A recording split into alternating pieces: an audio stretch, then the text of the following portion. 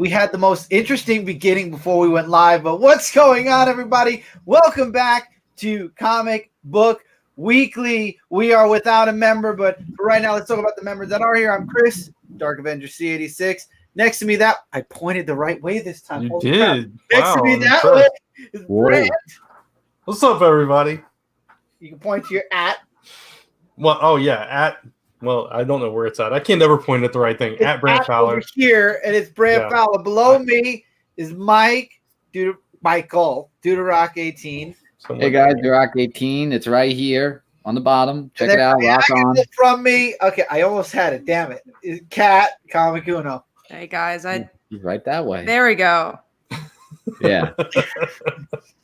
I can't look at this. I always point there. I grabbed the wrong hand. I'm just. It's okay. I do it too. We mirror. That's why. Yeah. So anyway, before we get started, we want to say, unfortunately, Mike Spider Slayer Comic Corner 2.0 could not be with us tonight. He is having a bit of an issue with his eye. Anybody who's been following him on his Facebook, which you can do, by the way, he does have a private group over on Facebook where you can follow him and you get some back. How did he call it? Behind the scenes. He did some behind the scenes. Yeah, behind the scenes. It's really awesome content too. You guys. Oh yeah, I'm enjoying. He's giving me ideas to want to do stuff. I'm going to join. You haven't joined yet? Yeah, the web thing. Yeah, I joined. I gave him a thumbs up. Mike hasn't joined. I thought I saw you give a thumbs up to something in his group. Yeah. So Mike has an awesome group. He actually did a video talking about his eye today before he did his. I think it was top 10. Mm-hmm. Most anticipated, right? Most anticipated, right. So, unfortunately, Mike can't be with us. However, hopefully, he will be back with us next week. So, we were going to be celebrating our 6-year anniversary. It is officially February 11th. Whoa. Yes, absolutely. 6 years. So, we are going to be postponing that till next week. When we also, I don't think, came out with any other ideas besides the Q&A. So I don't remember if we did or not. I mean, if anybody wants to give us ideas, we have. I don't remember what it was. We may have actually kind of forgotten a little bit that it was our anniversary for a minute. Mike was the one who remembered, and he's like, "Oh, sorry guys, I can't be on for the anniversary." I'm like, "Oh yeah, it's the anniversary." I don't know how this happened, but Mike Spider Slayer, who was in the comments on his channel, was able to comment on his channel and comment. Oh, that was because it's the what's it called? The shared. Yeah, it's the share. I did it. Oh, you did it. Okay. Yeah, because it's set to all down there. Yeah. We'll let this video build up the hype for next week. And they give us ideas. We want us all to be here when we celebrate the anniversary, even though this is our technical anniversary. But if you do have any questions, feel free to throw them out. Yeah, of course. Throughout the show, we will try to answer them. However, we are going to be continuing along the show the way we normally do, talking about news first. So I'm going to be turning it over to Kat. Yes, and also we should mention Mike gave us the power, I guess, to utilize his channel to do this show as well. So we have Axe Mike, and he said you should definitely broadcast on my channel. So so we're not just taking over his channel just because we can totally take over his channel. We are Comic Book Corner 2.0 now. I mean, Comic Uno has now become Comic Dos, and that's it. That's it. I don't want to be part of this con job. But... No. And then Aftershock Wrestling is going to be showing up on Mike's channel. Oh, of course, yeah. Weird vlog like he always does. What? Don't do that. Don't bring me into your plots. Oh, wow, you're in already. You're all. I'm bringing you all in. Mike has his haul tomorrow. It'll be all normal. We're just here for the week, and then Mike will be back next week. But let's get into some news. First up, Brant's a lucky guy. He has a lot of G.I. Joe news recently, and there's even more. So first look at Snake Eyes. Yeah, and the cool thing about this is, and it's just a shot of some figure walking up these stairs to this, what I assume is a Japanese, I wouldn't say monastery, but what I don't know what you call it. I forget what you call it, but the significant, shrine, something like that. Yeah, the significance of that is take over. It's ours now. Whatever. I was waiting. I'm reading what I'm writing. And just I know the significance of it is that Snake Eyes, before he became Snake Eyes, when he was just a soldier, he went to Japan and studied martial arts. He's Wolverine, right? Yeah, basically with the Arashikage family, which is funny because Larry Hama wrote G.I. Joe, created a lot of the characters, and wrote Wolverine. But yeah, so that's significant because you get the impression that that's Snake Eyes prior to being Snake Eyes going to train, and you're going to see that whole backstory, which is really cool. I'm super excited about that. So. Mike Manhattan asks, is Ray Park still playing Snake Eyes? No, it's different, right? They recasted everybody. Yeah, exactly. It's not connected to the old films at all, from what I understand now. So, and we're gonna do two. Go on, Chris. I actually marked it down as well. I'm looking forward to this G.I. Joe movie. I'm hoping we get something closer to what we've wanted since they first announced ever doing a G.I. Joe movie. Yeah. So I'm hoping that this is a positive look towards the new G.I. Joe as we move forward. I love how Tevia says, "Yay, Snake Eyes." I don't follow Snake Eyes. It's like, who's Snake Eyes? And then directly after said that. That's hilarious. That's great, Tevia. That's my opinion too. Yay, Snake Eyes, but who is he? Yeah, as far as I know, it's a reboot. Yeah. We talked about this earlier. He is not on this week because he is having a bit of a problem with his eye. His eye's been hurting him, so he's taking the night off to relax it. If he could be here, he would be. Yes. We do have a couple questions. We'll definitely do that one. Yeah. Did you know Warren Ellis wrote a G.I. Joe animated series? I did, and I have seen it. I did not. Very good, I've probably seen it. There you go. Keep coming with the questions. We're going to do 2 more media news pieces, and then we'll answer some more questions. But yeah, we got Superman Lois's TV show Cast the Sons, and honestly, I just thought it was more interesting that there's the John age son, and then there's like a teenager. So who's the second son? I didn't know that. Yeah, I know Jordan Kent. Oh, okay. So that was announced in Crisis. So I haven't seen that. Again in Crisis. So it just changed the continuity because of Crisis. He has 2 sons now. So wait. So So going into Crisis, he only had John, and now coming out of Crisis, somehow Lois and Clark did something before John, and there's another child. Yeah, but they don't it's just that they appeared. It's kind of like so with Flashpoint appear because it's like all these with Flashpoint. We're not explaining. We're not going to explain that part of it all. Let her say the thing about Flashpoint because I was going to say it too. So go ahead. So Flashpoint, they took away Sarah, John Diggle's daughter, and then were you not going to mention that? Huh? Brant, you weren't going to mention the Sarah daughter thing? No, I was. I was thinking about Diggles. No, I was listening. Yeah. So it's okay. For Sarah's is the daughter of Diggle, and she disappeared out of thin air. They're like, she doesn't exist. She's a boy now. And but she became a boy. Wow. So they're kind of he had a daughter, then he had a son. Yeah, exactly. That triggered Chris. You could tell. So basically, we have a crisis, and everything is different. And when they found out about it, that they used to have a daughter, they were pretty upset. Oh boy. They were. But now with Crisis, they have both. So Sarah and John Diggle. Oh, really? They have both of them now? Yeah. They're both of them now. Okay. So the point being is that things can change. Yeah. And continuity changes. Okay. It changes a lot. And now there's an older son in this show. Is Supergirl and Flash on the same Earth? Yes. They're on the same Earth now. Oh, really? Okay. I'm sorry I'm spoiling all this. Yeah, it's okay. By the time I get to it, I'll probably forget. I'm sorry. Yeah, they are on the same Earth now, and it has been a couple of weeks. So I just want to. So apparently, Michael and I are getting married now. I don't. Wait, yeah, what? I didn't know that. Listen, ask them down. How did you find out about Mike and Brant? And Brant, how dare you cheat on me? I thought we were getting married. I'm already taken. I thought you two were. I am too. You know. I'm pretty sure they meant because Michael is engaged, and Michael does not know though. It's coming along. Tommy, what's up, Tommy? Wait, Michael, what was that reaction about? Like, you should be happy that Brant wants to marry you. Okay, like cheating on me. Come on. They were already married. He's like, what now? We're talking about me and Brant. You better tell her. You better tell her. Yeah, I'm cheating on you, Babel Brand. Yeah.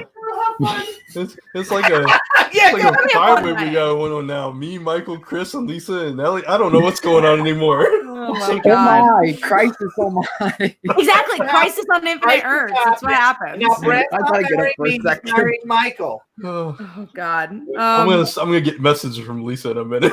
Watch. When Mike's not on the show.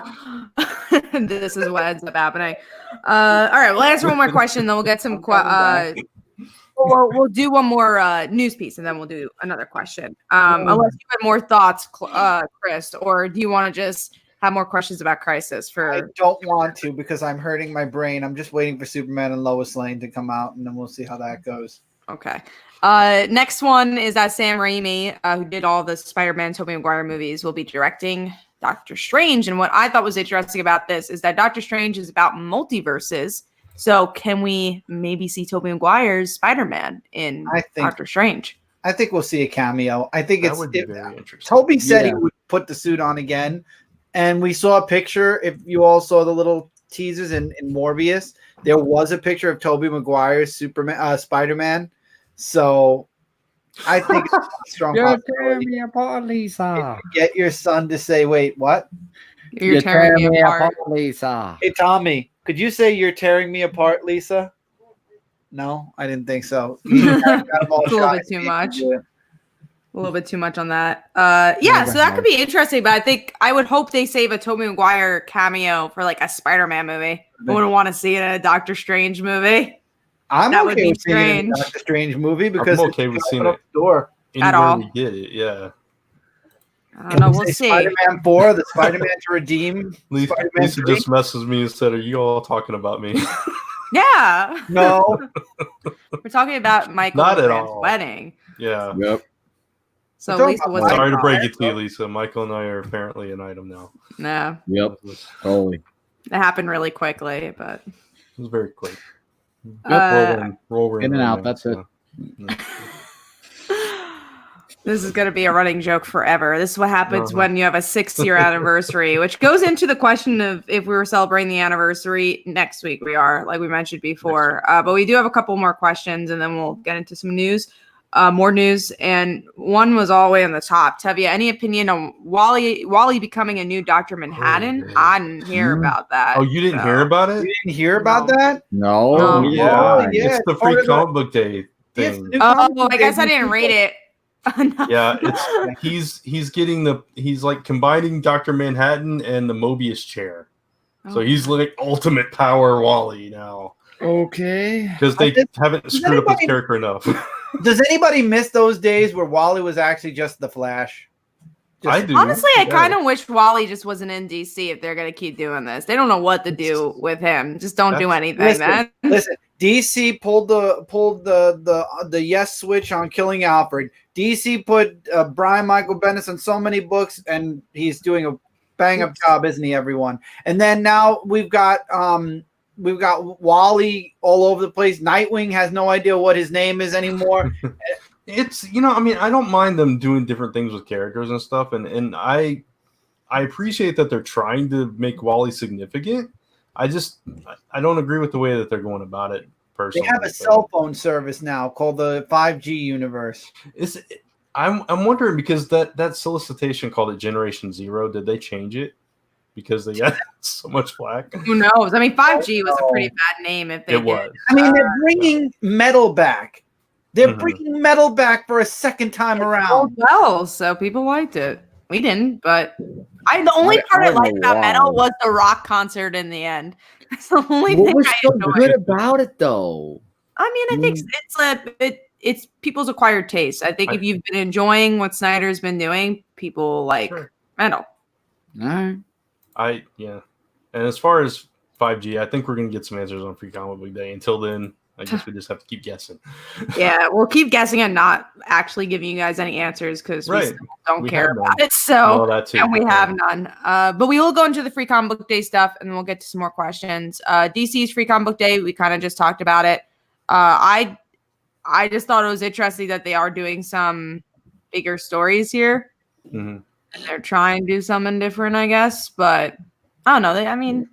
We'll see. Have you ever read a really great free comic book day book anyways? No. I've read a very good preview Occasionally. for Comic Book Day. The Blackest Night one was really good, and That was and good. the That was like over a decade ago. I know, but there was one that we read recently that we liked better than the actual series, and I can't remember. I think it was Spider-Man. So Yeah. it was the one before that. The Spectacular Spider-Man. It was the one before Friendly Neighbor Spider-Man. No. Yeah. What do you think of Punchline? We're gonna do a video on We're going to do a topic we're video gonna do on a that. video. Yep. And SM Down, none of your business.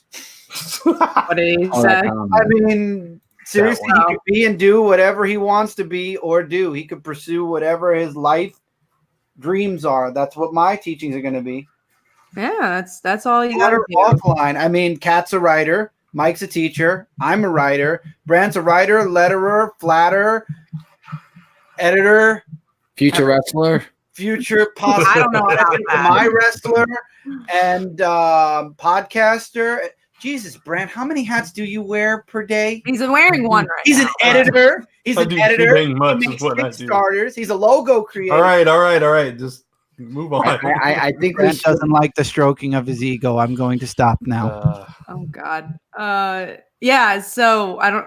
Yeah. The question was, Tommy should be able to do anything he wants. And then the next Well, question. we could ask him. Tommy, you want to be on YouTube? Yeah. Tommy, do you know what you want to be when you grow up yet? What? I want to be a kitchen duty helper. You want to work in a kitchen? He wants to be he wants to go into I don't know. culinary. There you go. Okay. I like it. And Yeah, I know. Mario play and I want Michael Durack 18 to play Mario Maker too, because he never played it. Yeah, I know he never plays it. That's because he doesn't live here Oh, anymore. no. Like this job. Oh, Tommy. Nice. He said my YouTube name too. I thought I'd never hear him say my YouTube name. Oh my god. I thought that maybe that's all your relationship is. Like he doesn't call you Uncle Basically, Michael. It's no. just Dude to Rock. Just do. No, just, that- hey, no, Uncle I'm Dude sorry, Rock, guys. please That Mario was too Baker. cute. I'm sorry. That was the cutest thing I've heard all day. Thank you, Tom. Not all week, just the day. I Just said all day. Exactly. Oh. All right, well, let's go into the next question. Anyone seen the trailer for the Mortal Kombat anime movie? no. What? No. Oh no, was it? No. Brent's laughing, so I'm guessing he did. Really? Whatever. It's that great. Slowly sips his soda. I do nothing. Go ahead, Kat. I'm sorry. I'll stop this. I know. I'm waiting. I'm ready to hear. What did you ask? I'm sorry. Mortal Kombat got animated. I movie. have not seen it. Why? Why? Why? We don't know anything about this. The other thing is Tevye. Oh, we're gonna say, Brent. No. I was. Yeah, I don't know. We're off today. Tevye says, "Will Jordan Kent have powers just like my boy John Kent?" I mean, I'm guessing they'll all have powers. He's not your They all boy. end up having. Yes, he will. He's our boy. He's our He's boy. our son. He belongs to Not the world. Tevye's son, though. All right, well, let's go to another news piece, and then we'll do more questions. But let's do Empire gives Squadron Supreme 2-issue mini. Brant wanted to discuss this one. Yeah, I think it's interesting. I like the Squadron Supreme. Sometimes they're done well, sometimes not so well. But Mark Waid, maybe he can handle them because they're I don't know. They're I don't know. I'm kind of in the middle on it because when he has done team books recently, we haven't really gotten into them too much. So, but yeah, I think it's cool always to re-envision these characters. So I'm curious to see what he does with them. Actually. I don't know if this is a question or not, but only $1 for one. Miles Morales or Spider-Gwen first in a 9.8. So you're asking if you can get the Miles Morales? The funny thing, I have both of them at 9.8. They're put away nice and safe. Yeah, I do too, actually. I didn't grade them, but I have them in my collection. So. Yeah, no, I don't grade my comics. But I do have both. And we do actually have a question about a news piece we're doing, so we'll just go into it. So is Kate Pryde. Her name's Kitty. It's not Kate. It's Kate. It's Kitty. He prefers to be called Kate now, Kat. No, it's weird. You don't get over 25 and be like, you know what? My name? No, I think I should change it completely. Even though I never went by Kate ever. Exactly. Kara, Carolina, Kitty. Exactly. They just changed their names completely. At least for them, they didn't change their spelling. They're just like, you know what? Yeah, I don't like the way I pronounce my name. This one is just like, I just don't like my name. Yeah. Let's change it to Kate. But yeah, the funeral, we were kind of discussing this previously, pre-show. You guys know I am a hardcore Kitty Pryde fan. I don't think she's gonna die. She honestly just recently died, a couple of years ago. Died, was sent in a bullet, was a ghost, was a ghost again, was a ninja, died. Yeah. Even if she, there are a lot of things. Even if she does, and I know there's speculation that because she can't get to Krakoa that she couldn't be revived and all that stuff. But even if she does, I think there's going to be a way to bring her back. I mean, come on. Well, A, it's comics, and B, it's Kitty Pryde, and this is her book. She's not going to die. I was going to say, what is Marauders if Kitty's not in it? Right. It's Emma Frost. I mean. Yeah, okay. We could take Emma, but we need Kitty too. It wouldn't be the same. All right. I'm sorry. Yeah. He mentioned this. No, this one. I actually have that comic too. So it's just like he's going through my old comic collection. No, I think that there's a rumor that Rogue's going to be in the Captain Marvel 2 movie.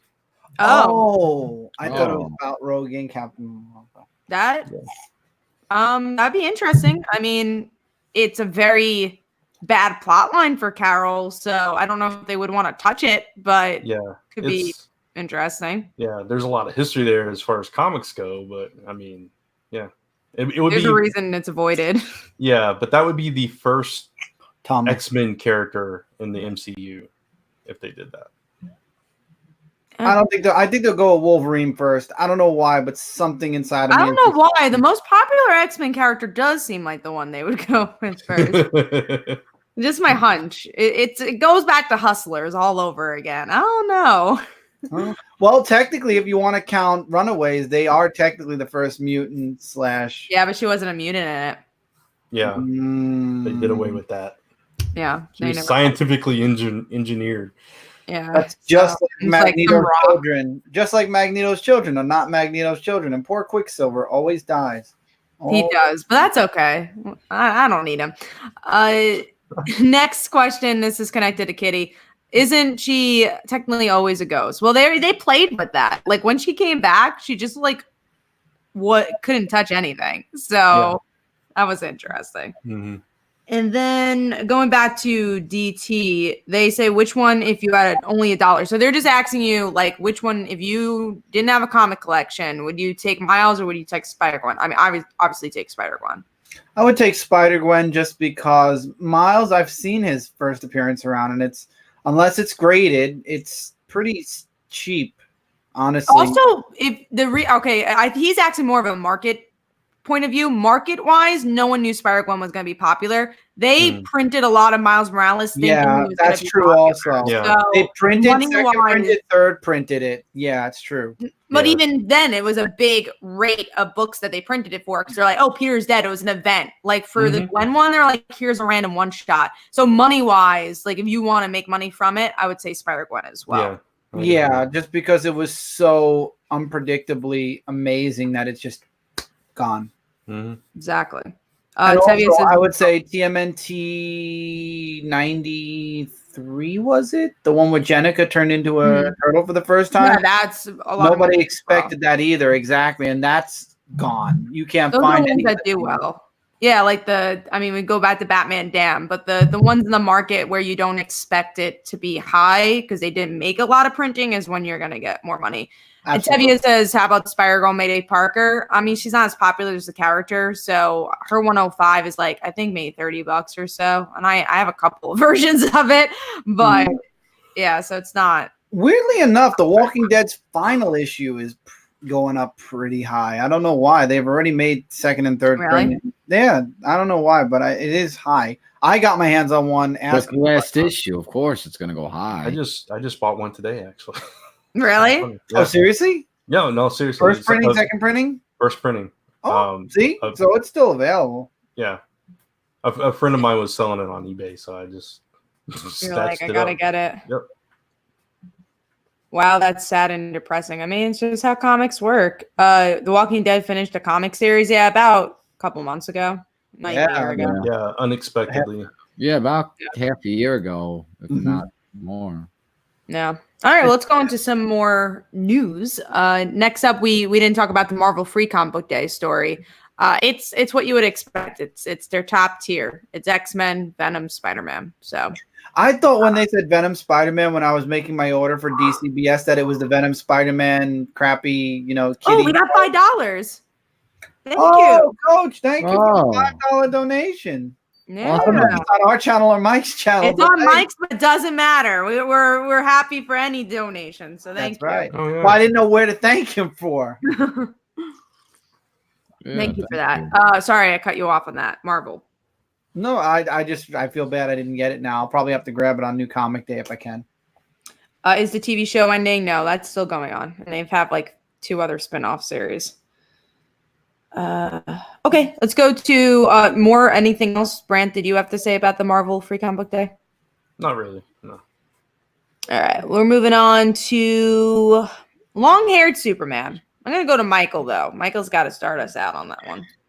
I gotta say, like, just seeing that Superman, like, coming back and everything, like, I kind of remember when I used to read some of the comics where he had long hair. I thought he looked really cool, like, now just to see him come back to the universe with long hair, to the metal universe, I guess. It's going to be a different Superman, though. I don't think it's going to be current Superman. No, it's I definitely mean, not.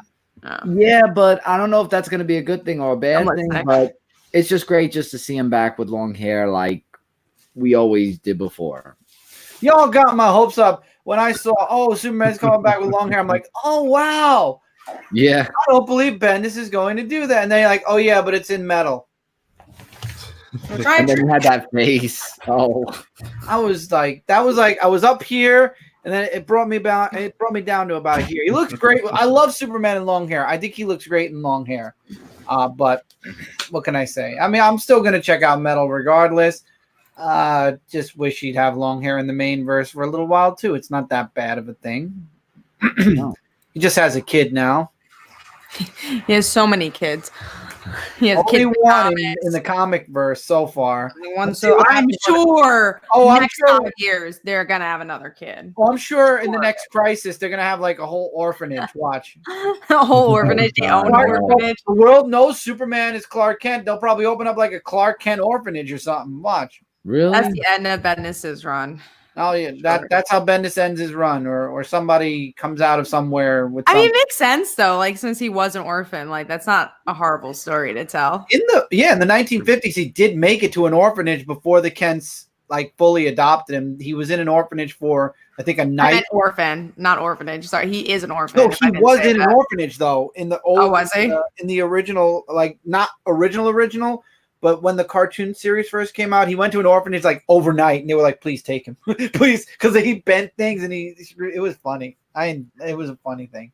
SM Down says, does he have kids with other people besides Lois? Not in regular continuity. I mean, obviously in like Elseworld stuff, they've done like Wonder Woman and Clark if they had a kid. Connor is the bastard child of Lex Luthor, but otherwise, Lex Luthor and Clark have a kid together. Other than that, I mean, genetically splicing, yeah, but otherwise, no.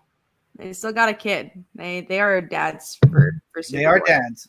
One day they're going to be best friends, and they were best friends, and now they're enemies again, and they'll be best friends again, and then they'll be enemies again.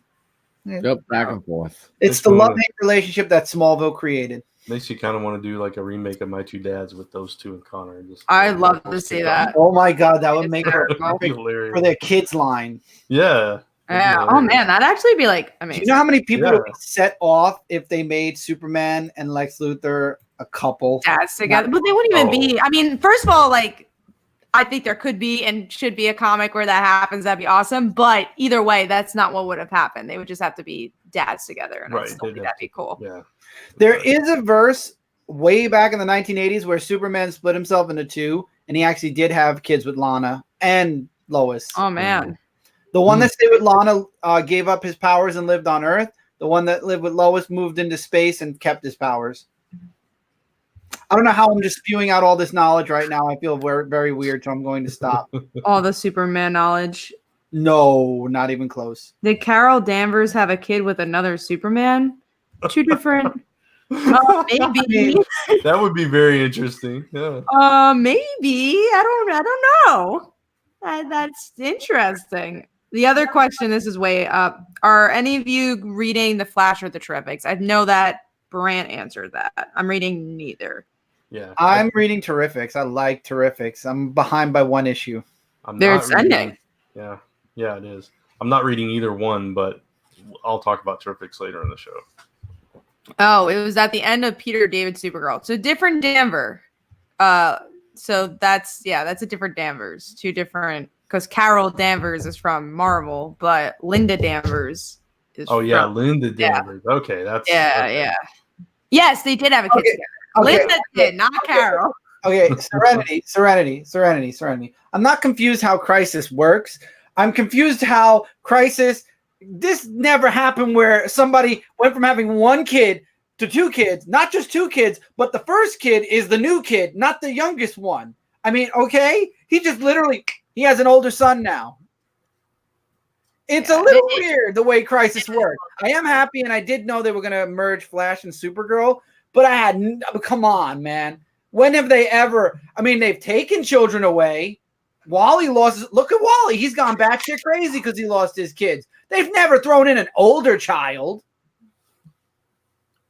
Not yet. Now they have.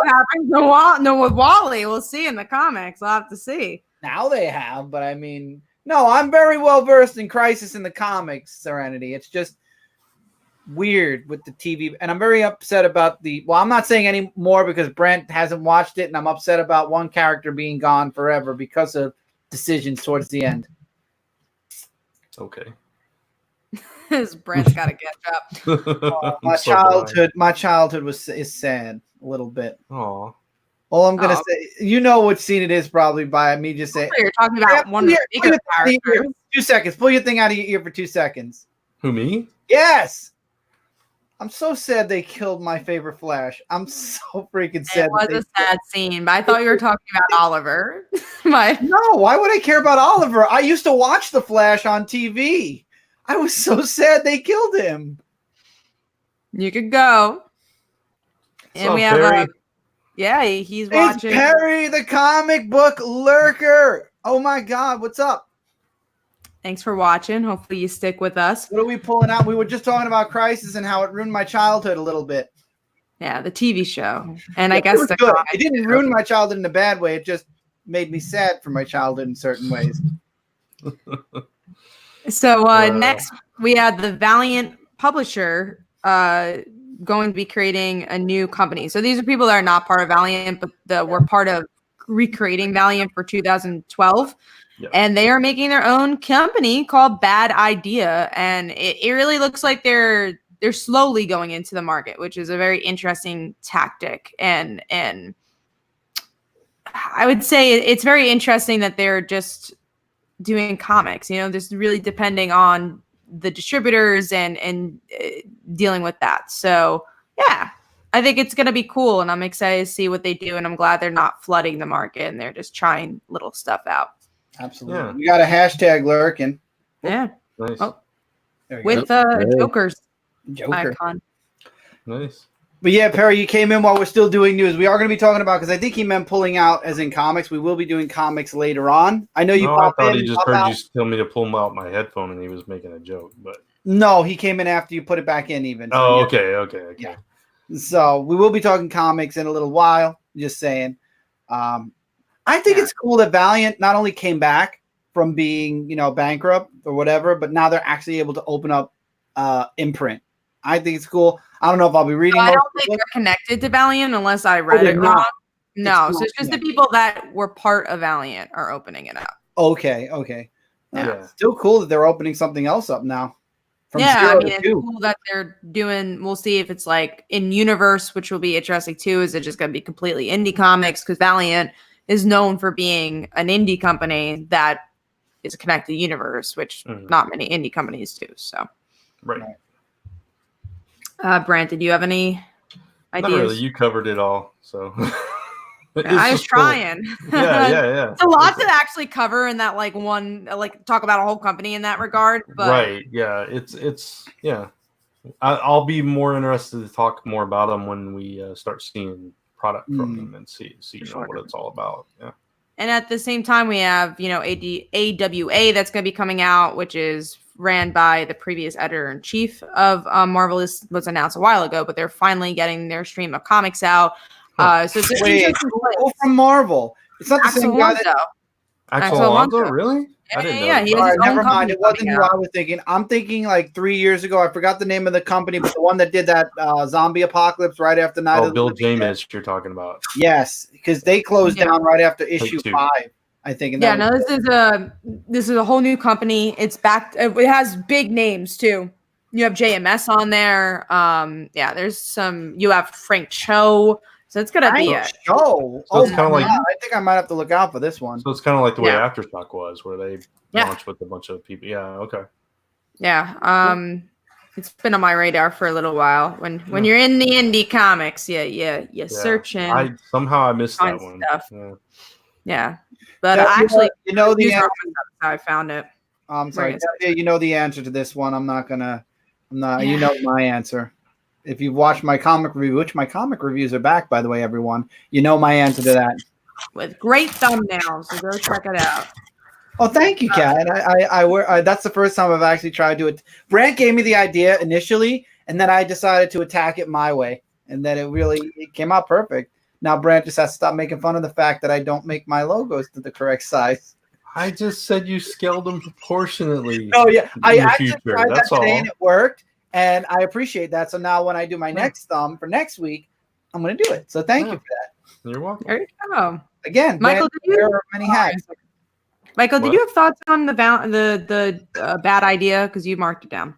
Yeah, like I was just saying, it's awesome how Valiant is making their company like moving forward to other different projects. And I think that it's really awesome that they're doing that. And can't wait to see what they're going to be coming up with the bad ideas thing.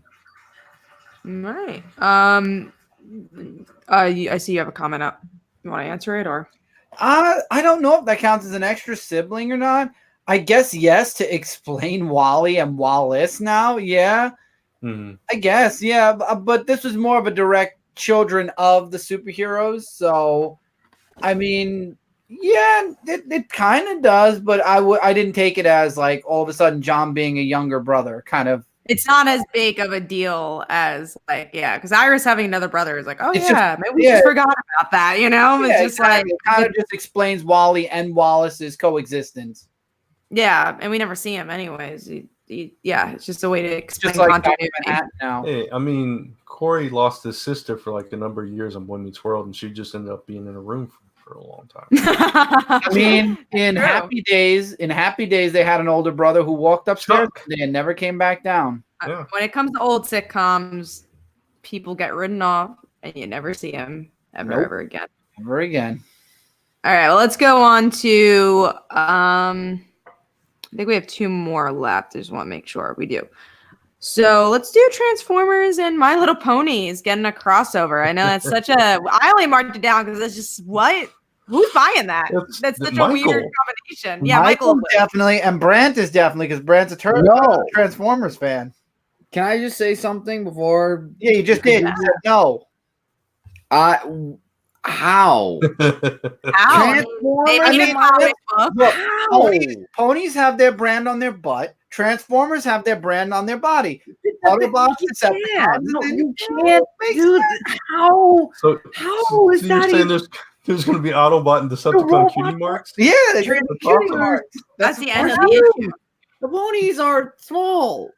How is that even possible? They go into the machine and they become like, because I always say this, the reason I hate Transformers because there's never a person in that little Transformer. I'm like, well, that doesn't make any sense. So maybe the pony goes in and controls They're They're sentient robots. I know, I didn't like that. I didn't like that. I know you don't, but that's the way they're alive. But the My Little Pony could go into the Transformer and start controlling. There actually are Transformers that have like smaller Transformers inside of them. Yeah, they're called Minicons. Cool. Yeah, so My Minicon. Little Pony can become a mini Transformer. Yeah, but a Minicon doesn't control the Transformer. It adds to the forget it. Yeah, Mike Manhattan says, yeah, that's wrong though because they're robots. Yeah. No, but they are robots. If Skynet mech. could destroy an entire world and send people back in time to make sure that people who overthrow them don't overthrow them. That makes more sense than Transformers to me, for sure. This Transformers just will never make sense to me. We're losing viewers. I'm done. Let's just move on. Losing viewers to Transformers. You are insulting our viewers. I just want to hear. I want to hear like the mashup of the My Little Pony song and the Transformers song now. No. Does anybody do that in our chat? Does anyone do that in either chat? If you do and you make it, please link us. They can. Ponies in the skies. Brant, maybe that's they're ninjas. Oh, the ninja ponies. All right, let's go to where is it? I was gonna say we should review it.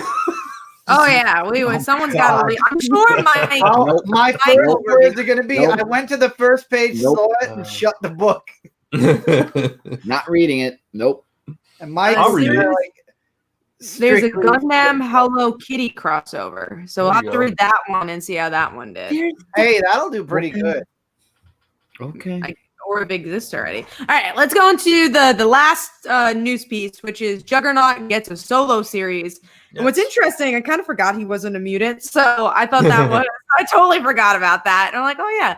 So I don't know. I think that could be interesting, but I also think it's kind of getting repetitive because I feel like now all the X-Men books are like, I don't belong here. What do I do? Well, that's the important thing. I feel like everybody ran to Krakoa. Everybody started partying, and then we never see Krakoa. We never get to see the Dazzler parties. We always just see like they might. I know, but at the same time, maybe they're starting to say, "Wait, we're cutting ourselves off from the rest of the world. Something's wrong." I believe this is going to lead into that big X-Men event we're being promised. The interesting thing about this, though, is like you just said that he's not a mutant, but he's been associated with mutants for so long because of Charles Xavier. Yeah, exactly. So it's like, what's my place now that I'm not with the mutants? Yeah, right. I mean, I think that's an interesting story to tell. You know what? You know what? If they want to walk away, this is now the Chris and Brant show, everyone. Okay. So, you know, they can't hear us. And I was getting my little Girl Scout cookies, okay? They're not Boy Scout cookies. They're Girl Scout cookies. Why and they're Thin Mints. I mean, Oreo cookies. Oh. It says girl. Go-getter, innovator, risk-taker, leader. I could go get some Oreo popcorn. No. Coca-Cola orange to my right. That stuff is so good. That sounds disgusting. It's what the Oreo Coca-Cola orange. Oh, the orange vanilla Coke. Yeah, it sounds disgusting. Half the time it takes. Oh, just orange. Yeah, I've got orange. This vanilla. is when you put more stuff in. And half the time it tastes good, and half the time it tastes like baby aspirin. So I don't know. It's weird. This tastes delicious. I don't care what anybody says. I like my cherry Coke. I'll never go anywhere else besides cherry Coke. They make a strawberry Coke. If you have a Dollar Tree near you, they actually made a limited time pineapple Mountain Dew. Oh, I hate pineapple. Thank you. I literally hate pineapple. The snack portion of our show, folks. Yeah. All right, Juggernaut. He's a cool dude. He's not a mutant, and he's getting a solo series. Well, Brant was explaining it before everybody rudely left, except first ever series. Yeah. Oh, you were listening while you walked away? I have the AirPods. Got AirPods. I was here. I want an AirPod. You were not here. I believe. Neither one of you were here because he took you off the stream. Well, that. How dare I'm you? Listening. I was about to come on saying, "What'd you do?" We took over the show. We took over the show. What did? Oh, I got rid of it already. Oh well, next time. This has been a weird show. I mean, I feel like they're doing a lot of one shots. Also, I feel like I just don't want it to be flooding the market. I just had cherry vanilla Coke. That is good. Cherry vanilla Coke is also very, very good. I don't like vanilla. Too sweet. I love it's cherry not vanilla. too sweet. Every time I go to the movie, that's what I get. The movie's got some good Coke machines. I always get very excited. We're losing viewers because all we're talking about is snacks. You know what? And they don't deserve to be here. That's right. Yeah, because this is our show. That Anyways, just we will get didn't back sound to like the news. So we are now moving to yes, Under the Radar. top 5 because that's what's next. So Yeah, whatever. Under the radar. oh right, So- there's that. Yeah, there's that. I forgot it last week too. Don't feel bad. No, I didn't forget it. I purposely forgot. Oh, You did you two class up that there up? just yeah, whatever. Anyway, so under the radar. So I'm gonna talk about my under the radar book for this week. Wait. Spoiler. Oh yeah, there will be spoilers, so just letting you guys know as a further warning from here on. So the under the radar book that I'm gonna talk about this week is Conan Bow for the Serpent Crown issue number 1. All right, good night, everybody. Just kidding. And we I definitely knew he was gonna do something, you know. It was a good So- first issue, and I really like the artwork in this comic book. Like it gives us a little bit of history of Conan, and he has a sidekick who actually is a woman who's helping him. Not Can you Nyla. believe it? Yeah, Oh, really. And I like how when Nala helps him, he's like saying, well, you know, since I helped you, now can you help me break into this hotel because there's this I miss whatever his name was that killed Neela's friend and also stole something from her friend that she wants to take it back because she's a thief like Conan. And of course, Conan agrees to help her only because, you know, the emeralds and treasures and all that stuff. Like, he'll only help if there's like money involved, Conan, because that's how he is. And during this mission, Black Cat actually makes an appearance in the comic book. And we find out after that little cameo thing, that Champion's working with Mephisto. And that's where it would. Yeah, and that's to be continued. So, like I said, it was a good first issue, and the artwork was great. I'm looking forward to reading more and seeing what more will happen with this Conan comic book. Cool. Chris, what's your under the radar? Birthright issue 41. I'm so happy to have this series back. This is the last 10 issues. Issue 50 is the last one. Kat actually did an interview for Birthright. You can go check that out, by the way. Brand is the one that got me into Birthright, and I know Brant, you read it as well. I want to know, what did you think about the additional information about lore? I thought it was really cool that he kind of did that twist of fate of I was on Earth before. I know what I'm getting into kind of deal. Yeah, no, I thought that was really interesting as well. I thought that added to the parallel between him and Mikey, which was kind of needed because they're, you know, you set up that whole thing where they're each other's nemesis. So I thought it was really cool. But I wonder if they put lore on Earth to fake you know how they say lore was the legend, he's the one that saved Tyrannos, and then he created this war because he had to have this war to finally have complete peace on Tyrannos. I wonder if, since they manipulated him, and this is what made me think after this issue, if they manipulated him to go onto Earth to start, you know, his journey into being the hero that Tyrannos needed, what if he's a false prophet and Mikey is in fact the true prophet?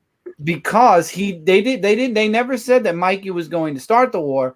They said that the true hero from Earth was going to finish it. And Mikey, if he finishes it, technically would be the true hero then. I think it was a prophecy by necessity. I think whoever started this whole thing created the prophecy by sending lore there in the first place and by bringing Mikey to Tyrannos as well. So it's kind of, I don't know. It's really interesting, the parallels between the two and how both of them were basically manipulated to get into this massive war. I'm interested now. Lore's on Earth. The fight's about to begin. He has, I keep forgetting that guy's name, the one that trained Mikey. Oh, man. Rook. Rook. I was just going to say it. He rhymes with Hook. I don't know why I can't remember that. That double page spread was gorgeous. Oh, I loved it. So I'm glad it's back. Everyone should be checking out Birthright. There's 4 trades before this. You can trade paperback your way all the way up to this final arc. I've been enjoying it. I think one arc we felt was a bit less, and I think it was very heavy on more backstory than it was on what's happening next. But again, you have to have that in all books like this. All right, let's go to Brand now with your Under the Radar book.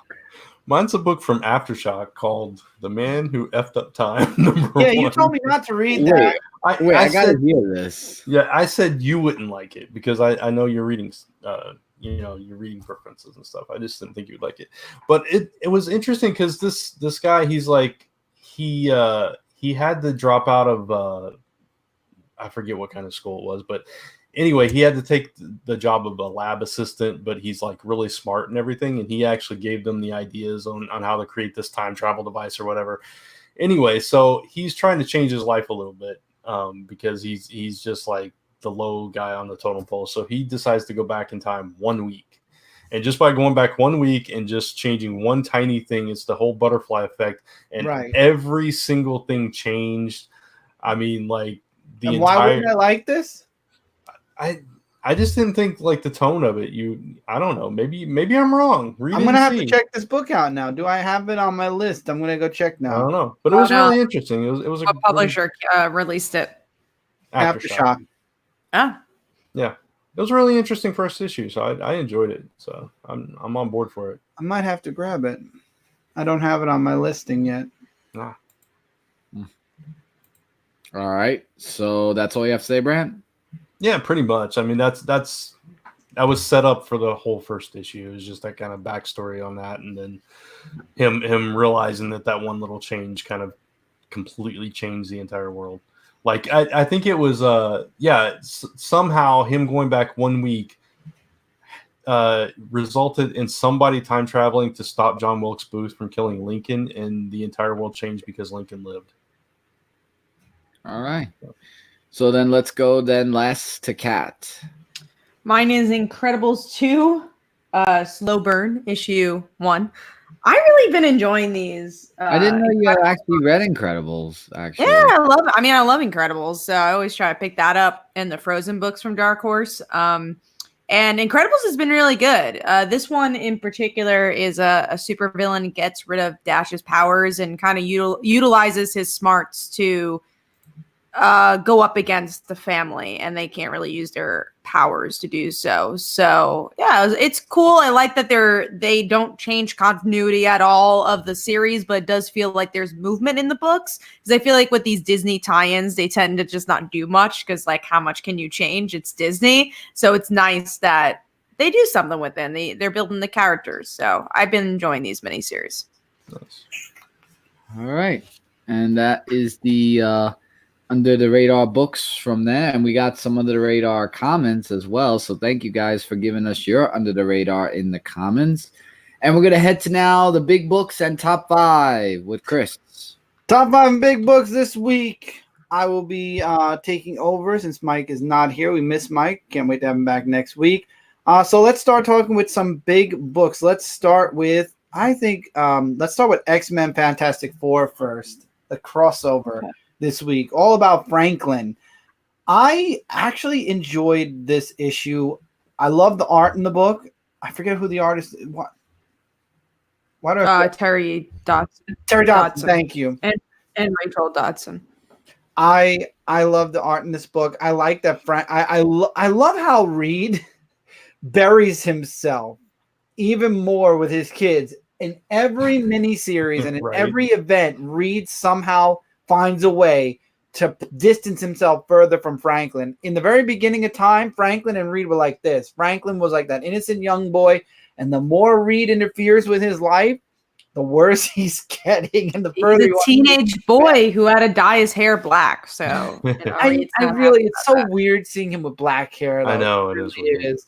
But so we find out that Reed's been masking Franklin's mutant gene so that he can't run through the Krakoa portals. We have the X-Men who actually come to the Fantastic Four's house and say, Franklin's a mutant. He's a young adult now because he came back as a young adult after his multiverse adventures in Marvel. And they wanted to bring him to Krakoa. Of course, the parents disagree. There's a fight. There's a discussion. There's another fight. Kitty Pryde and him run away. And there's a final fight. Franklin decides he's going to Krakoa. And that's when he finds out what his father did. And like any smart teenage boy in the comic world would do, he sneaks away in Kitty's boat with the Marauders to get. Every boy just goes to Kitty's boat. You know, there's a lot of young. I was boys being in the world. sarcastic about teen children in comics. Yeah. No, it's true though. Where you guys go, Brent? I was gonna say I love this issue. Just everything about it. I love the reconnection between Kitty and Franklin. Yes. Digging into that some classic Marvel there, and I love the stuff, you know, like you mentioned with Reed, how he's always just kind of pushing his family apart without meaning to, trying to protect them and everything. And that whole scene in the diner with Ben and Franklin, where Franklin's like dropping some knowledge on Ben, and Ben's having to think about it for a second before he stops himself and is like, no, you can't think like that. He cares about us, until he finds out, of course, about the mutant gene thing, and then he's like, dude, you messed up. Yeah, even Ben's like, dude, you're screwing up, man. Yeah, it's just it was so good. There were so many layers to this book that I wasn't expecting. So. I like that it was the classic mutant story of, you know, parents reacting to their kid being a mutant, but it's actually a superhero family. What makes mutants and superheroes different? They have powers too. Why can't they understand? So it was cool to kind of see it from that point of view. My only nitpick is that continuity wise, how did Kitty get on Krakoa? Isn't the whole point of Marauders is that she can't get into the portals? Well, she didn't come through the portal. She came from the boat. She went in there. Yeah, but she went in there in the beginning of the book to talk to Magneto. She's in Krakoa. Yeah, but I still think she just can't go through the portals. I think she can. I think. Yeah, hold on. I want to triple check. I believe she didn't come through the portal. No, she didn't. Kat doesn't think that she can go past the beach on Krakoa. Yeah. Oh, yeah, she can. Yeah, she went past the beach. She did there several times. She did in this book. In the main, because in Marauders, she never has. In Marauders, she's only made the beach. I'm trying to think. Maybe that's because she didn't want to. I don't know. Maybe they just didn't show it. I'm not sure. She didn't want to. That could be. I'm really not sure. Want to, because in X-Men, I think she was on Krakoa. I don't think she was in X-Men at all. I think she could walk on Krakoa, because then that means when Valeria gets there, she won't be able to walk on Krakoa either. If that's the case, that's true. And wait, I don't know. those soldiers. And why do the portals matter then? You know, like you could just walk on Krakoa. It's like a quick travel. No, see the soldiers, they were genetically spliced to kind of have some kind of mutant gene, right? Like they were half mutant, half. And I don't know, but I know that that's weird. And I don't know. I know the portals are meant for quick travel. That's why they have them. Yeah. I don't know. So weird. Like, why would it matter to go through the portals then? She could still hang out in Krakoa. Like, why make such a big deal about it? I don't know. Look, I can't really travel fast. No, I know Nightcrawler. I think it's just the point of, if you're a mutant, you're supposed to be able to go through the portal, and if you can't, then there's something up there. I think that was the whole point of that, but I don't know. I just wish, it was just weird to me. Maybe they need to explain it in a different book, but I'm like, why is she there? We haven't seen her there at all. I'm still very curious if it's not Emma Frost messing with Kitty and the portals and Krakoa and whatnot. What is up with Kitty? Mm-hmm. Yeah. It'd be interesting to see. I do like that she's in her classic costume in this book. Yeah, I'm not a fan of the Marauders one. I don't mind it, but for the aesthetic of that book, but I definitely like her classic costume more.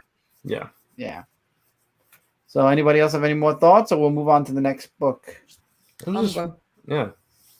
Justice League 40, the book that literally does not take place after 39. Because I had to read the book twice. Oh, man. I had to read that book twice because Snyder ended his run with a big, humongous cliffhanger with the Justice League running through a door because they lost to Doom. And it's like, you have one more chance, and this is how. And it's like, okay. It was.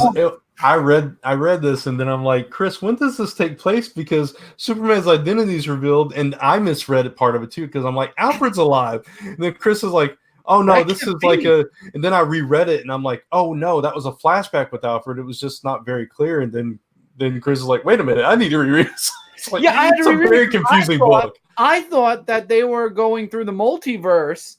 And they were on a different Earth, and it turns out, no, this takes place after You're the Villain. You're the Villain's over. The world has been saved. We don't know how yet, but the world has been saved, and now the Eradicator is going to attack Earth. Well, the world's been saved. Now the Eradicator wants to take it over. So 39 issues of one story that continues somewhere else down the line. And we don't know where, by the way. Right, but this is just continuing on, just like, nothing happened. It's okay. Brent, to be fair, I did say with a new team, I was hoping we were going to get something different finally, because 39 issues of the same story, finally a break in the monotony. I agree, and it wasn't a bad story. I mean, it was fine. Robert Venditti did fine with it. It's an okay story. It's interesting. Eradicator. Huh? He brought Sodom Yap back, which is a callback to when he was writing Green Lantern. Yeah, exactly. So I mean, that was fine and interesting. It's just, I don't know. It doesn't take place before Snyder's run, Tevye, because Superman's identity is outed, and Alfred is dead. Yeah, and Alfred is dead. So that was the weirdest take place right now. That did not fit at all. It was like, oh yeah, just we want to make sure Alfred's dead. Yeah. Thanks. Well, that's a spoiler. We did give a spoiler warning. Just putting that out there. This whole show is always about spoilers. Yeah, exactly. We always. I literally flashed the spoiler all throughout the beginning of this. Yeah. And Tevye, you're a mainstay. You know how this show works. It's just, I don't know. It was that part was confusing. It's like, I agree. I don't know. What did you think about Doug Mankey's? Kat, did you read Justice League? No, I'm glad I didn't. I'm good. What did you think about Doug Mankey's art? I think he's improved because he did Justice League back when it was JLA, back in the late 90s, early 2000s, and I thought his artwork was a bit dark. I think here he kind of, maybe it's the colorist too. It could have been, but I do feel like it brightened up a bit. I thought it was pretty good. I didn't mind the art at all. I thought it would, aside from the coloring could have been different on the Alfred flashback, so you'd know it was a flashback, or some kind of text letting you know, or something, because that's what confused me. It threw me off. But yeah. To answer Black Knight, who asked, "Is anybody reading Justice League Dark?" Wonder Woman did reference Justice League Dark here because the Daxamites that are attacking with Eradicator have all of Superman's powers and almost none of his weaknesses. Right. And the only weakness other than kryptonite is magic for him, so he goes to London to find Madame Xanadu. Wonder Woman does mention that the Justice League Dark is busy. I tried Justice League Dark after Mike dropped it. Unfortunately, I was in the middle of an arc, and it was. I was just gone. I was lost, so I figured I'd wait till later on. But I know Justice League Dark is very good. So anything else we want to talk about with Justice League 40? I think it's cool. The Eradicator is in it. We'll have to see where this goes, though. Right. The amount of times they've been referencing the death of Superman in the past 2 or 3 years blows my mind. Eradicator became his own character, I feel, just like Superboy at this point. Yeah, but they're still playing with that 90s nostalgia, and I find it interesting. Honestly, and you're probably right. I'm just saying that the Eradicator in this book is like the one from the New 52. He's trying to if you remember when they were doing Rebirth and it was starting, where they were starting to mess with Superman New 52, this Eradicator is the one that came from Krypton that wanted to preserve all Krypton. And remake Krypton. So it's not like the one from I remember that arc. But they still utilize, I feel like they're utilizing the name just for that. But Tevye asks, I think you guys don't know this answer, but where does it take place in continuity? I mean, you just know it's after Alfred's death. Yeah, after you're the villain. That's the best, which makes no sense because they shouldn't have done a whole year's worth of Year of the Villain, and we have no clue how it's going to end. And it takes place wherever Superman and Batman are currently taking place, because that's which we don't know is that either. Yeah. Exactly. And Batman Superman, where does that take place then also? Because he's fighting the exactly. It's just, I don't know what's going on, everyone. Does anybody understand what's going on with DC? I feel like it's a hot mess that needs to be cleaned up again a little bit. I agree with that. But with that being said, let's go into our number 5s. I just want to make sure about my top 5. My number 5 is okay. Well, ironically, my number 5 is actually Justice League number 40. So I'm going to go on to Brant for his number 5. Mine, speaking of Batman, is actually Batman number 88. I really enjoyed this issue. And I did too. It was mainly for the Catwoman parts of it. Catwoman made this issue. Oh yeah, totally. Just that whole story and that whole secret that she's mixed up in, that whatever they did, that she hasn't told Batman about, and going to the Riddler with trying to figure it out and figure out how this is coming to light now after all these years or whatever. It was just really interesting and emotional, and I love that you got like these close-up scenes. By the way, the art was gorgeous in this issue, much better than last issue. Those close-up It's scenes. the same artist. I know, it's just this same artist as last time. If so, Maybe it wasn't as bony as Night and Day.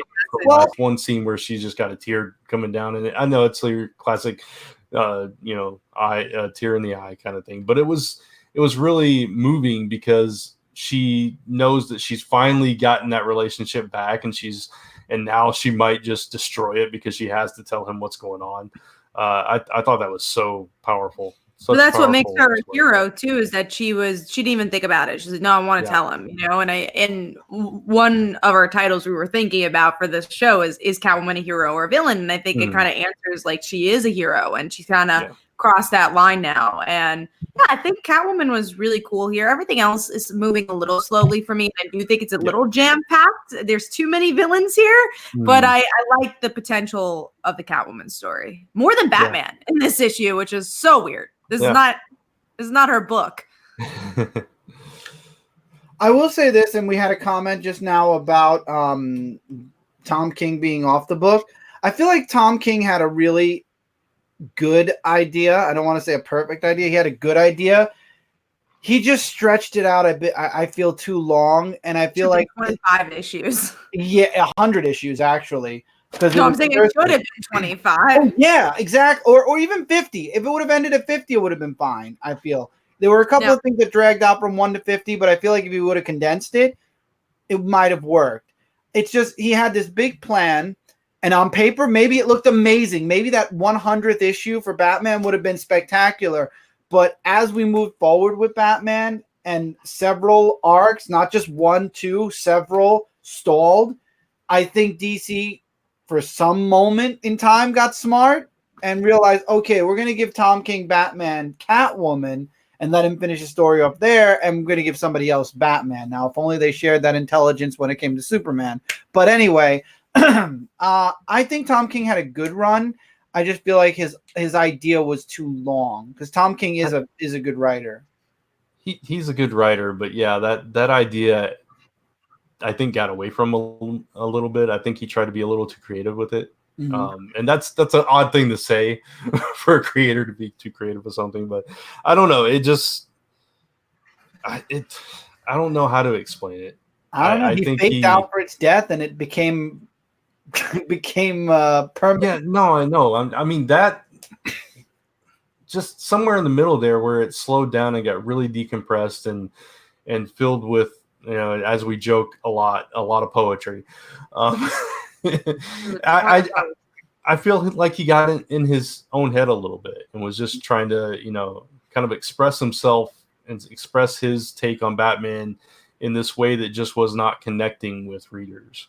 So yeah, I just think there wasn't much of a plot, and I don't even think his execution was bad. Like, I think he is a good writer, but I think his ideas were better than the execution.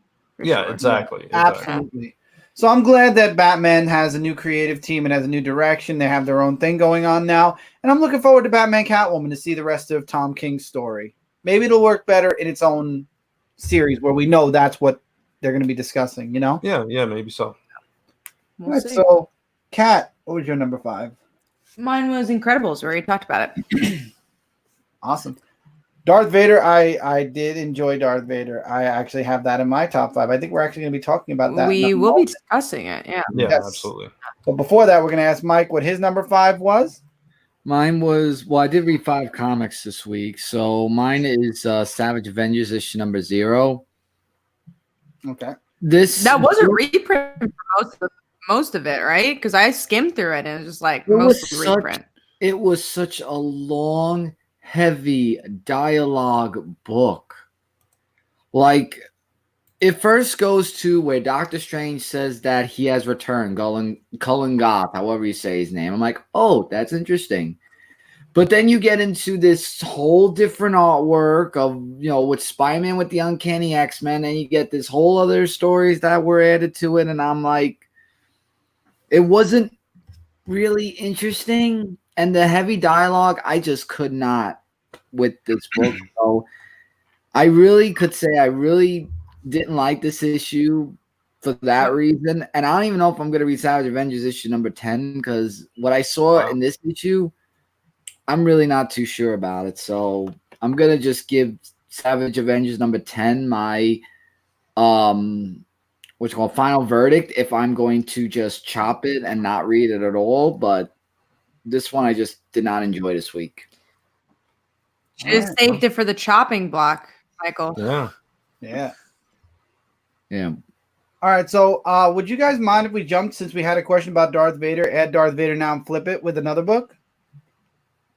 Sure. I think my internet's running a little slow, so I'm gonna be back. Yeah, you and Michael both are very fuzzy. Yeah, I don't know what's going on with our internet. Well, all right. Well, Wildcat, I'm gonna do this until Cat comes back. Wildcat's gone. Let's do Darth Vader, and then I'll switch it up with the other number one. Is my end okay? Am I still fuzzy or anything? You're fine. No, you're better now. Darth Vader number one. I know all of us read it. Yes. So I'll try to really slowly go through it, so when Kat comes back, she could share her thoughts. Did she read it? I believe. Yeah, I think she did. I think she was going to. I'm not. Yeah. She marked it. Didn't she mark it?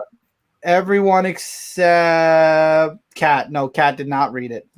All right, so I guess we'll talk about it. Darth Vader number one. Holy moly, I loved it. Opposed to the last Darth Vader, this was spectacular. The flashbacks to the entire prequel series, the inner dialogue of how Luke was in his father's eyes weak because he was he wouldn't join the dark side. And now Darth Vader's on this vendetta where he wants to find out who hid Luke from him, and he wants to make them pay because they made his son weak. Where in fact it's Darth Vader that's weak, but we find that out later on with the Return of the Jedi. But anyway, I love it, and I love how he goes on this journey. He starts on Tatooine. He already killed Beru and Uncle Owen. So they're dead. They were dead already because they were killed. And then the only other one that knew about Luke was Obi-Wan, because Obi-Wan's the one that hid him away. And guess what? Obi-Wan's gone too. So this is going to be a very short-lived chase down the rabbit hole to find out who hid Luke away when everyone who hid him away is dead already, kind of. But I did. Maybe. Or maybe, right. Because in the end, I think Darth Vader got a bit of a surprise. And it's our thumbnail. Padme! But I don't think it's her. I have my predictions. Yeah. It's interesting, though. But I agree with you that overall this issue was fantastic. And all those flashbacks and little things. Because it's like we've seen with Darth Vader through the years, both in film and in comics and various content, that even though he's like totally corrupted by the dark side, it's always seeping through that regret, that remorse, that just, what if kind of thing.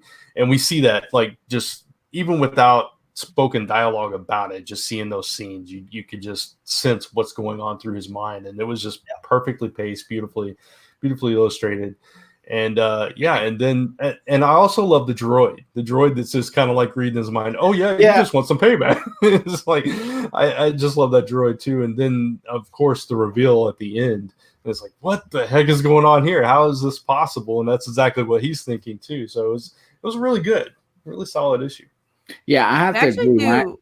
I was just gonna say real quick, they do a really good job at showing Natalie Portman's likeness. Yeah. Oh, yeah. All the likenesses. Oh, you did read it, then, Kat.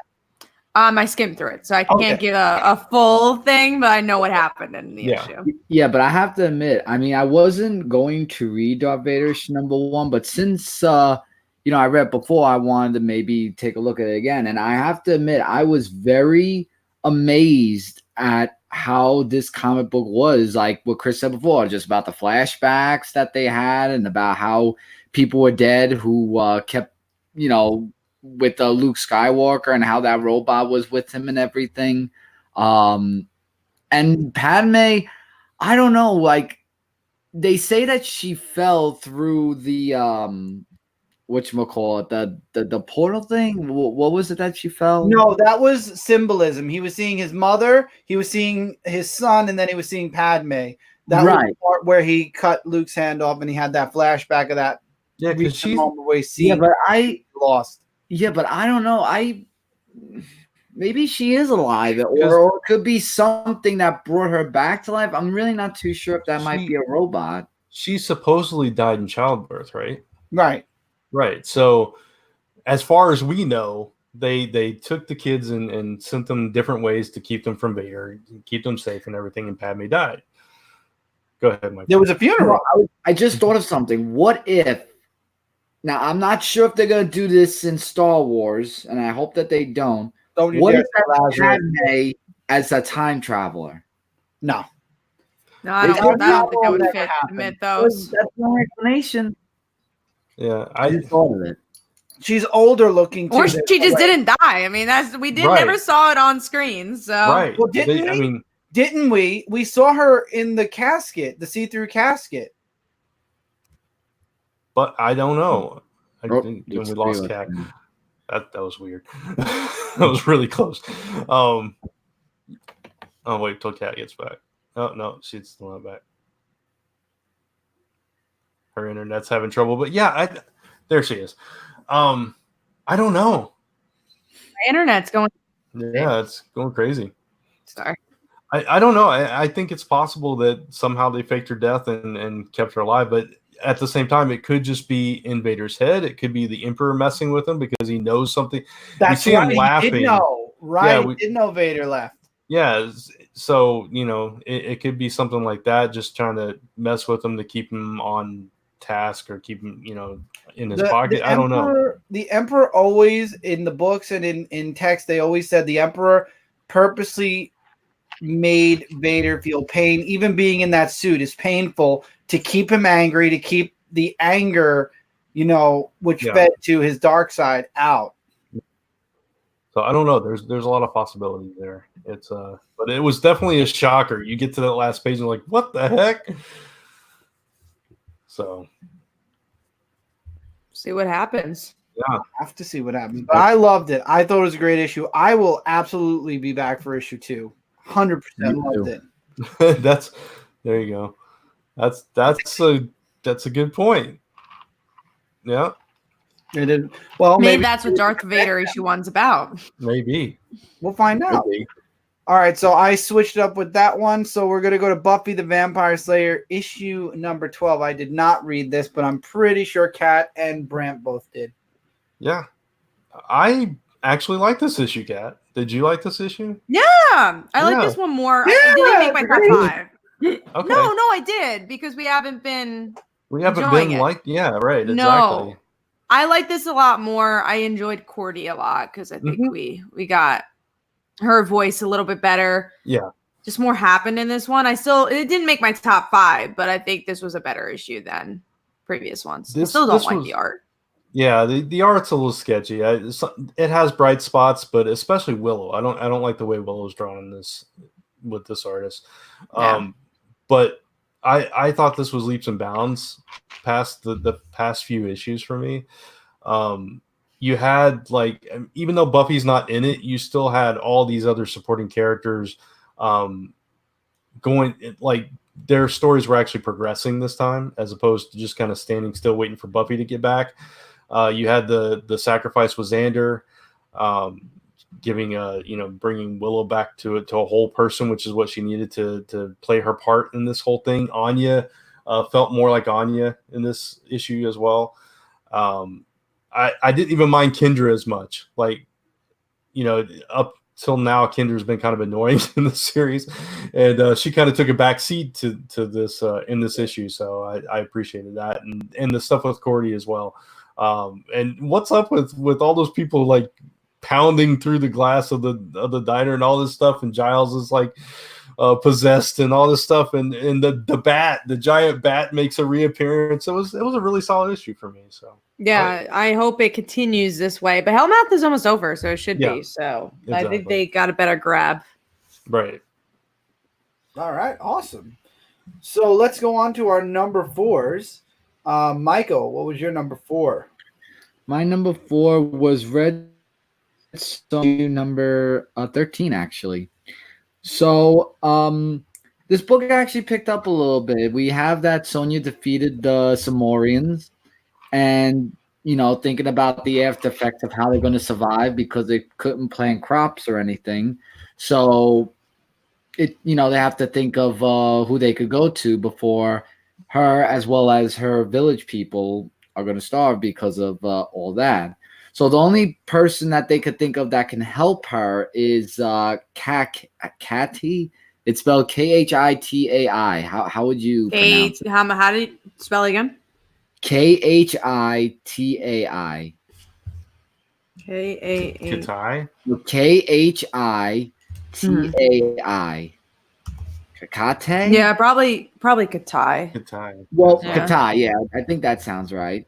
So, and it shows months earlier how she kept the people of her village in charge until she came back from the war.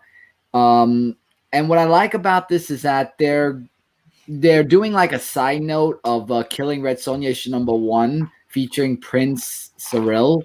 So I thought that that's actually going to play something, and it's coming in March. So I'll definitely be looking at that comic book to see how that's going to play out. But beside the point there, they have a new king of Katai, and Red Sonja has to talk with the king of Katai about he could help him. But the king is not very fond of Red Sonja. So now the only thing Red Sonja has to offer to the king of Katai, because he's like the most powerful, is herself. And that right there was to be continued. Very interesting. That makes me want to pick up the next issue to see how that goes. And that actually gave me like a flashback of work because I totally forgot I did an interview for Death of Red Sonja. And you should probably read Death of Red Sonja because it all connects to that. I know. I mean, I do a lot of interviews. So, but yeah. All interviews are the same. They all look and feel the same. Yeah, they're all about the same book every single week. But yeah, go check out that book. It's going to be connected to the King stuff that you're talking about. All right. Kat, you're number 4. Mine was Crowded, issue 11. I love this book. I'm upset that it's ending, but I thought the beginning was a little slow. They go to this cult-like place where they all love guns, and so that was very interesting, especially because this girl has a bounty on her head. How can they trust this gun-wielding cult? And what I really liked about it, though, is about Vita and Charlie's relationship, and it was really raw about their feelings of saying, hey, is it because we've only known each other for 2 weeks in a life or death situation? And is that why we really like each other? Or is it actually because we really like each other? And it's this kind of interesting back and forth about their emotions. So, yeah, I thought it was a really solid issue. I have not read this issue yet. This was one of the books I was an issue behind. I caught up, but I didn't get a chance to actually read this issue. So it's a good one. Again, it's a little slower in the beginning, but it very much picks up in the end. I want to hear Charlie's story. They keep like skirting around it, and like the issue that I just read, she was like starting to tell her this whole story, and she's like, "Let's do this later." So it's like, "Oh, come on, I want to know." We get some more information in this issue, okay. But it's very little. So actually, yeah, we do get a good amount of information. Nothing shocking, but yeah, okay. All right, Brant, what was your number 4? My number 4, we just talked about Buffy the Vampire Slayer. So. Nice. My number 4 goes to TMNT, Mighty Morphin Power Rangers, TMNT. I have to remember the order of these things. Issue number 3. I'm not going to talk too long on this because we've actually all almost read it here. So if you want to talk about it as long as you want. I like this issue a lot. I don't know. I find it cool seeing Shredder as the Green Ranger. Stole Tommy's coin, locked him away. He got caught. Did we ever know that Tommy was adopted? I'm trying to remember that because I don't even remember. In this book, apparently Tommy was adopted. Oh, I never knew Tommy that. was adopted. He was part of an orphanage. He was part of a home or something like that. And the friend that he went into the Foot Clan to save, is the one that turned on him, and that's how Shredder got his coin.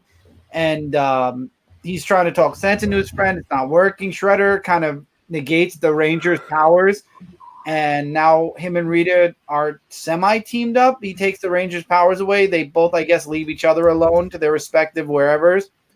And that's it. I guess that's what the whole fight came down to, was that. And then you have the Turtles getting the Ranger morphers, because apparently the Rangers can't morph, but the Turtles can. Well, I love that ending. I thought that was so much yeah, fun. Pick our I love colors. that ending. Yeah. Yeah, that was just like I said in my panels, that's a geek out moment. I don't care if you're a Power Rangers fan or not. That's just cool. And also just April being thrown in there, like she's gonna be a Power Ranger too, because she's like texting on her phone. So I thought that was interesting. But Yeah, I thought that was Kimberly at first, to be no, honest. that was April. Yeah. yeah, I didn't catch that either. That's Yeah, she's in the cool. dropped one of my comics, but she's in the last It's page. weird that they have. Well, no, it's not weird Right. anymore. I take it back. Yeah, it's not weird that it's Oh April, yeah, that's totally April. because Casey would end up having to take Shredder. To address your thing, Chris, about him being adopted. I just googled Tommy Oliver, Yeah. and it says the first thing that pops up is little is known about Tommy's early life, other than the fact he was adopted by the Oliver family at a young age. Very I little. was.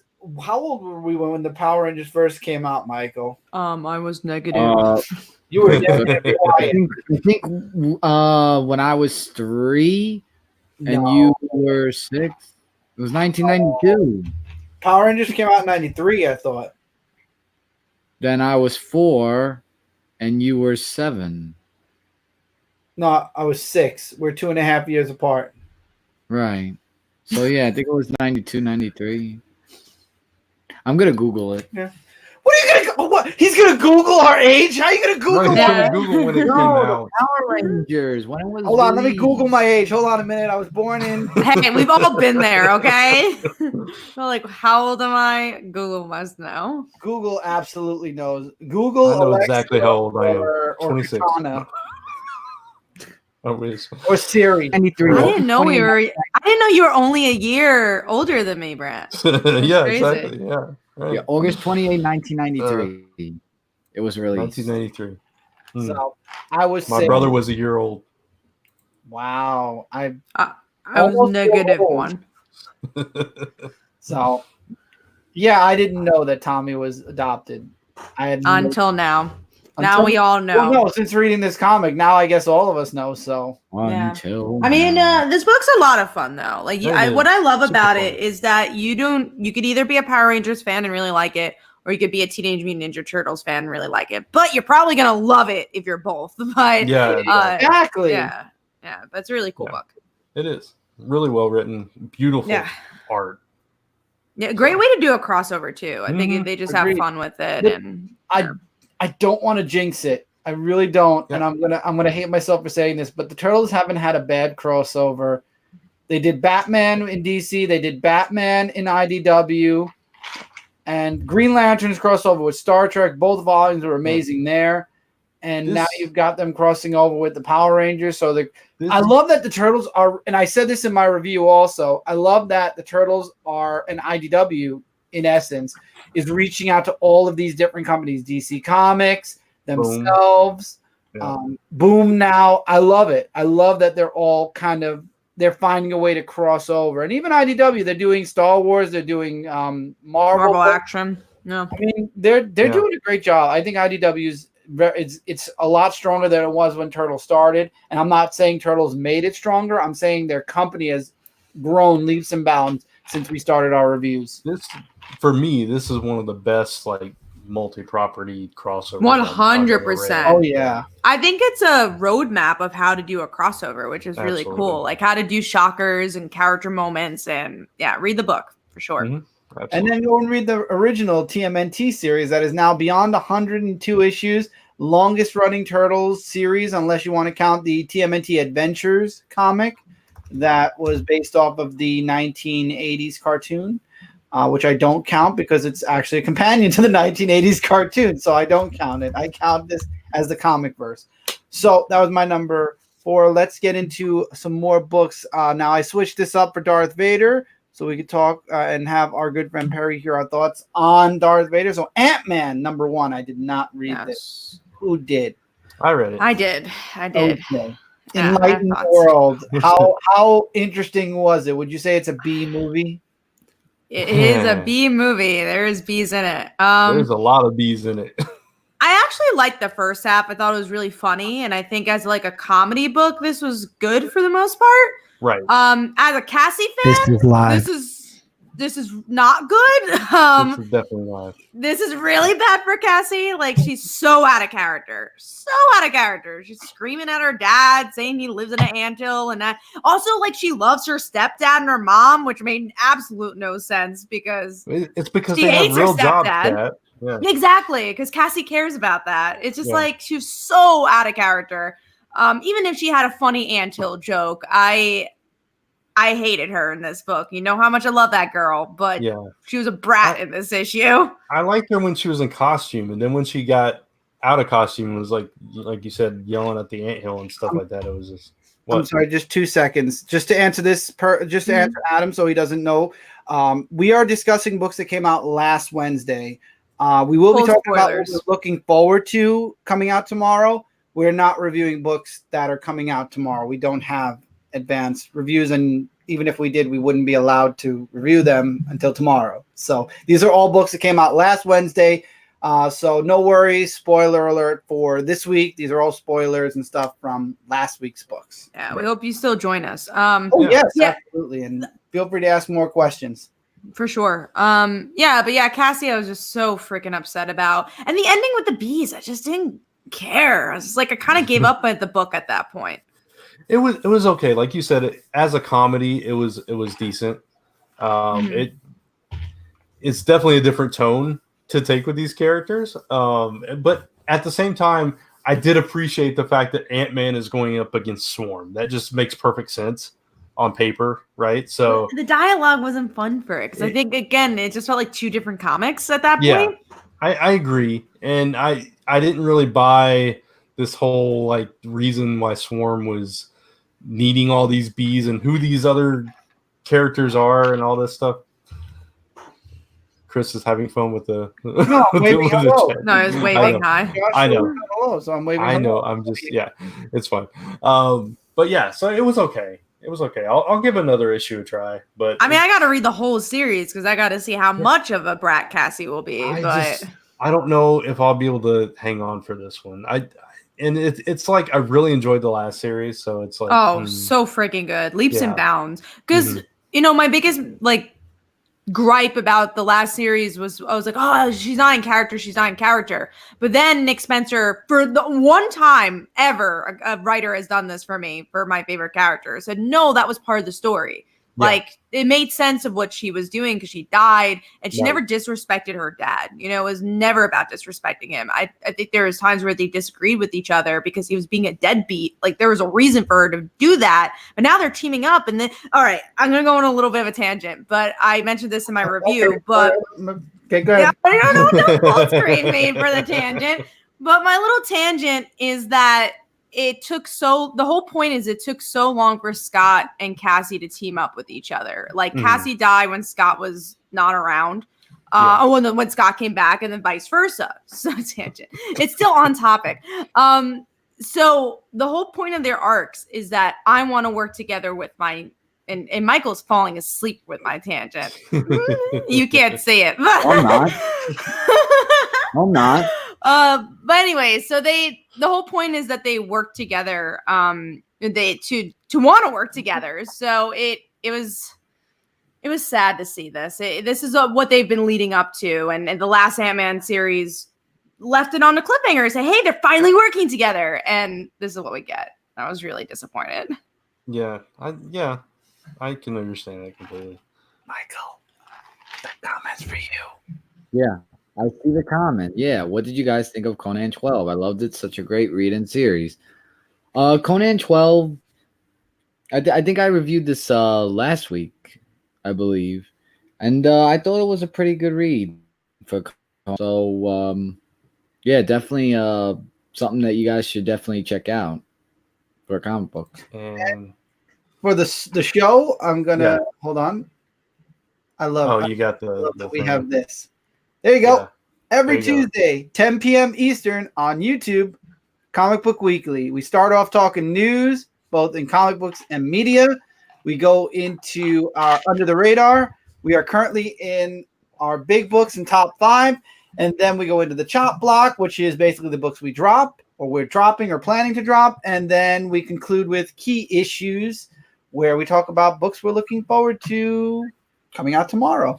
Yeah, and in between you said the top 5, so yeah. Between the big books, we do our top 5. And then between all that, we have tangents, rants, and talk and interact laugh, with you all. food. I mean, one day we're just gonna have like a dinner interlude, possibly. Oh yeah, for sure. Maybe our anniversary, we'll just all cook our own dinner. Yeah.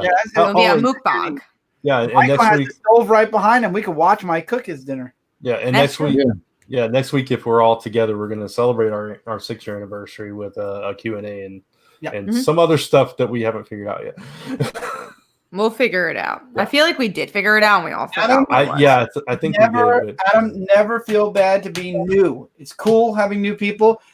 He just subscribed to Mike's channel. That's awesome. Comic Corner 2.0. Is that the same guy that hosts it? Yes, this is also going, and this originally is on. Go ahead. Yeah, I was just going to say it conciser.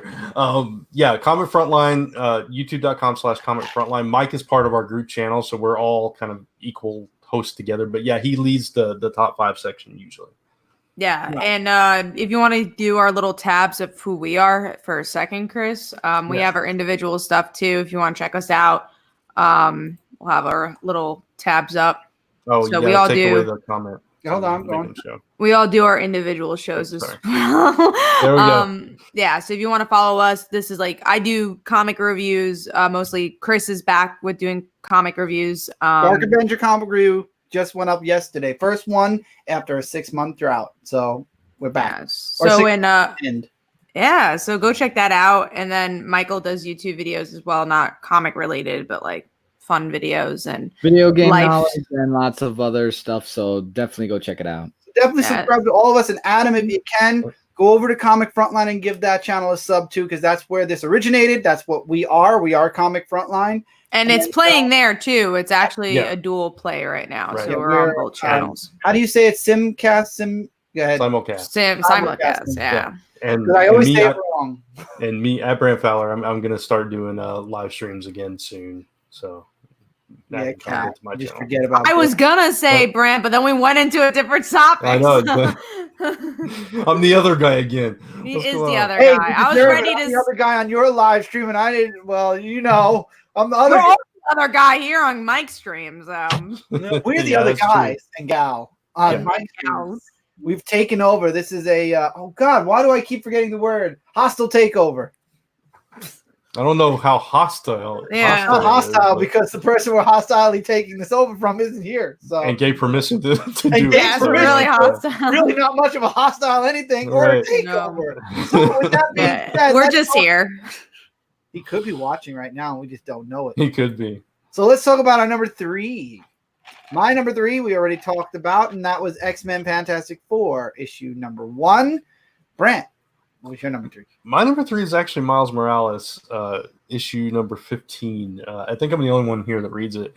I stopped because it didn't make sense. What didn't make sense? Oh, the whether he's like from the Ultimate Universe or not? Yeah, it was supposed to be about Ultimate Green Goblin. It was nothing to do with Ultimate. Ultimate Green Goblin is like the main villain in the arc right now. So okay, cool. He's got goblinoids. He's turned regular people into goblinoids and everything, and they're attacking the school because he tracked Miles there. It's Norman Osborn, Green Goblin. Don't tease me. We don't know. He's just been Marvel the Goblin. Teasing you. He looks like that version, from the Ultimate Universe. So, but this issue, the reason it was so good is because like throughout the life of this series, I'm getting a little echo, by the way.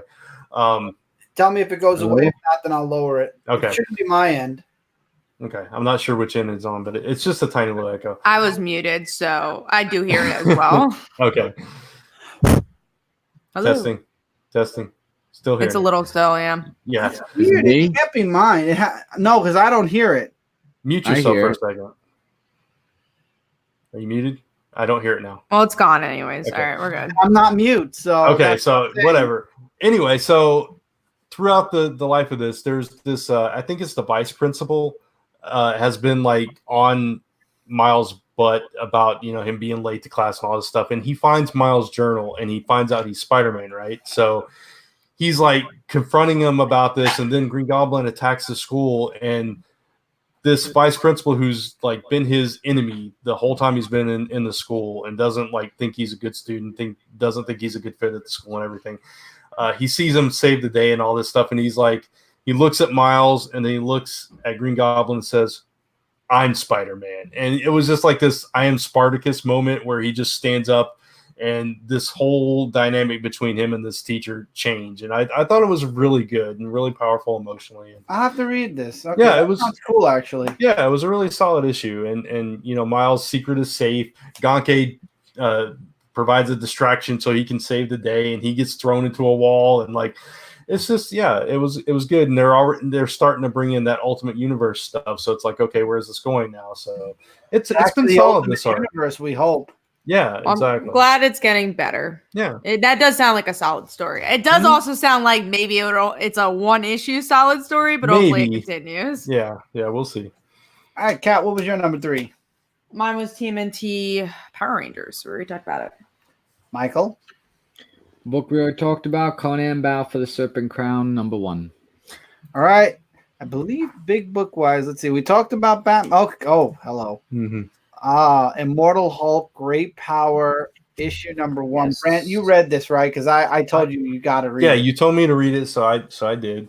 And I just need to know. I'm going to let you spotlight it. Did you agree with what I thought, that you were going to like it? It was really good. I was surprised because I didn't know what to expect because I don't like Immortal Hulk, and I thought it was going to be something similar to that, but it wasn't. I mean, they referenced that. I don't get this hate for Immortal Hulk. I just, me, I don't like it. You don't like horror. You don't like horror. I don't. Aspect, so it's but it referenced that and kept that in play without going too heavy into that kind of storytelling. So, and the way that they explained Peter getting the Hulk and everything, I thought that was really well done. And the way that they kind of tore it apart, and how Bruce Banner is like, Spider-Man shouldn't be here, but he finds out he's really smart and all this stuff, and bringing Loki in with I'm a hero now. I forgot to mention that. Mention that when I was reviewing, like, is he really that smart? Should he be here? And then he does like all that calculating. He's like, yeah, and it's like, okay, he is kind of smart. But yeah, you had these nice, moments between Bruce and Peter as they're dealing with this Hulk switch, and kind of connecting on a different level, which I thought was really, really nice, really pleasant. And it was kind of cool that Peter was like, I could keep the Hulk and I could take it away from you. You don't have to do this again. And it's like, no, it's my burden to bear. It was just really good. It was a really powerful story. So I mean, he didn't fight him too hard either. He's like, okay, yeah, right. Yeah, it's like, okay, I'm good then. But see, yeah, I'm the complete opposite. I didn't like this one. Wow, I couldn't get really? into it. Yeah, I don't know why. Maybe because I love Immortal Hulk, and it's the complete opposite of it. I just didn't think it was necessary by any means. Like, I don't know why it existed besides as a cash grab. Cash grab, $5 cash grab. It is a $5 cash grab for sure. But it was a good one. I like the art. Art was very good also. Yeah, art was good. Not so much a story for me. Okay, it's fair. It's fair. I had fun with it. So. All right. So we're going to our number 2s now, and my number 2 is a book we already talked about, Star Wars Darth Vader issue. Mine too. There you go, Star Wars Darth Vader number 1. Me and Brant. Look at that. Kat? Mine was Miss Marvel, so we have not talked about that. I enjoyed this issue a bit more. I thought we delved into the dad, which was cool, and that he's okay. But because Kamala had to make the decision between Josh and her dad, I thought was very interesting that he now has to sacrifice not the ability to walk, but the way he would have walked previously, which I thought was interesting, and bringing Josh back into it was cool. And I really like that Bruno and Kamala have a secret again for themselves. I don't know how long it's going to last, but I kind of like the nostalgia of it. And I thought it was a pretty solid issue. It was much better than what we've been getting. So That was powerful that she had to make that choice, and then it's like she's explaining to Bruno, no, that's just not how that works. I have to go save him. I can't make that choice. I can't make the selfish choice to go help be there for my family. And it was, that really resonated. So it was a solid issue. Yeah, I agree. All right, Mike. Mine was Spider-Man and Venom Double Trouble issue number 4, the final issue. And I have to admit, this was actually a really great last issue. We started off where Venom and Spider-Man, like Spider-Man was a squirrel and Venom was a cat from the last issue where they had that change thing with the animals, and Doc Ock had him captive. And I like how in the beginning of the book where Venom tries to use his cat powers and nothing happened, but then when Spider-Man uses squirrel powers, all the squirrels just came in and actually saved them. So they go and ask. You read this book, and you're not going to read My Little Pony Transformers? No. So then they go ask Ghost Spider to ask for help to see if they can find their human selves. That Spider-Gwen's in this too? Yeah, Ghost Spider. Yeah. And they ask her to actually, because she has a tracker of Spider-Man and in the same place as Venom. So then they get there to the festival, which actually in Brooklyn, the Pizza Fest. And just funny how they were just chasing their bodies, and they got back to being in their same bodies and all that. And that's the end. So I really liked this last issue. It was really awesome, and definitely get a trade paperback when it comes out, because it'll be it was a really fun read, all those 4 issues. All right. So last book, and then we're going into our number 1s, and that is Young Justice issue number 13, the book that has 3 different types of art, and of course the Superboy segment is my least favorite of the art, and also just story-wise, so boring. I don't know. I did not care about his story. My favorite part, and it's not saying much because I really don't care for Bendis' run on Young Justice, and it's Young Justice is the only book I have left that I'm reading that's Bendis, and it's not on my chopping block yet. You're not reading Naomi? I know it's not really out, but no. I read Naomi. I finished the last arc. Yeah, but you're not going to continue it? No.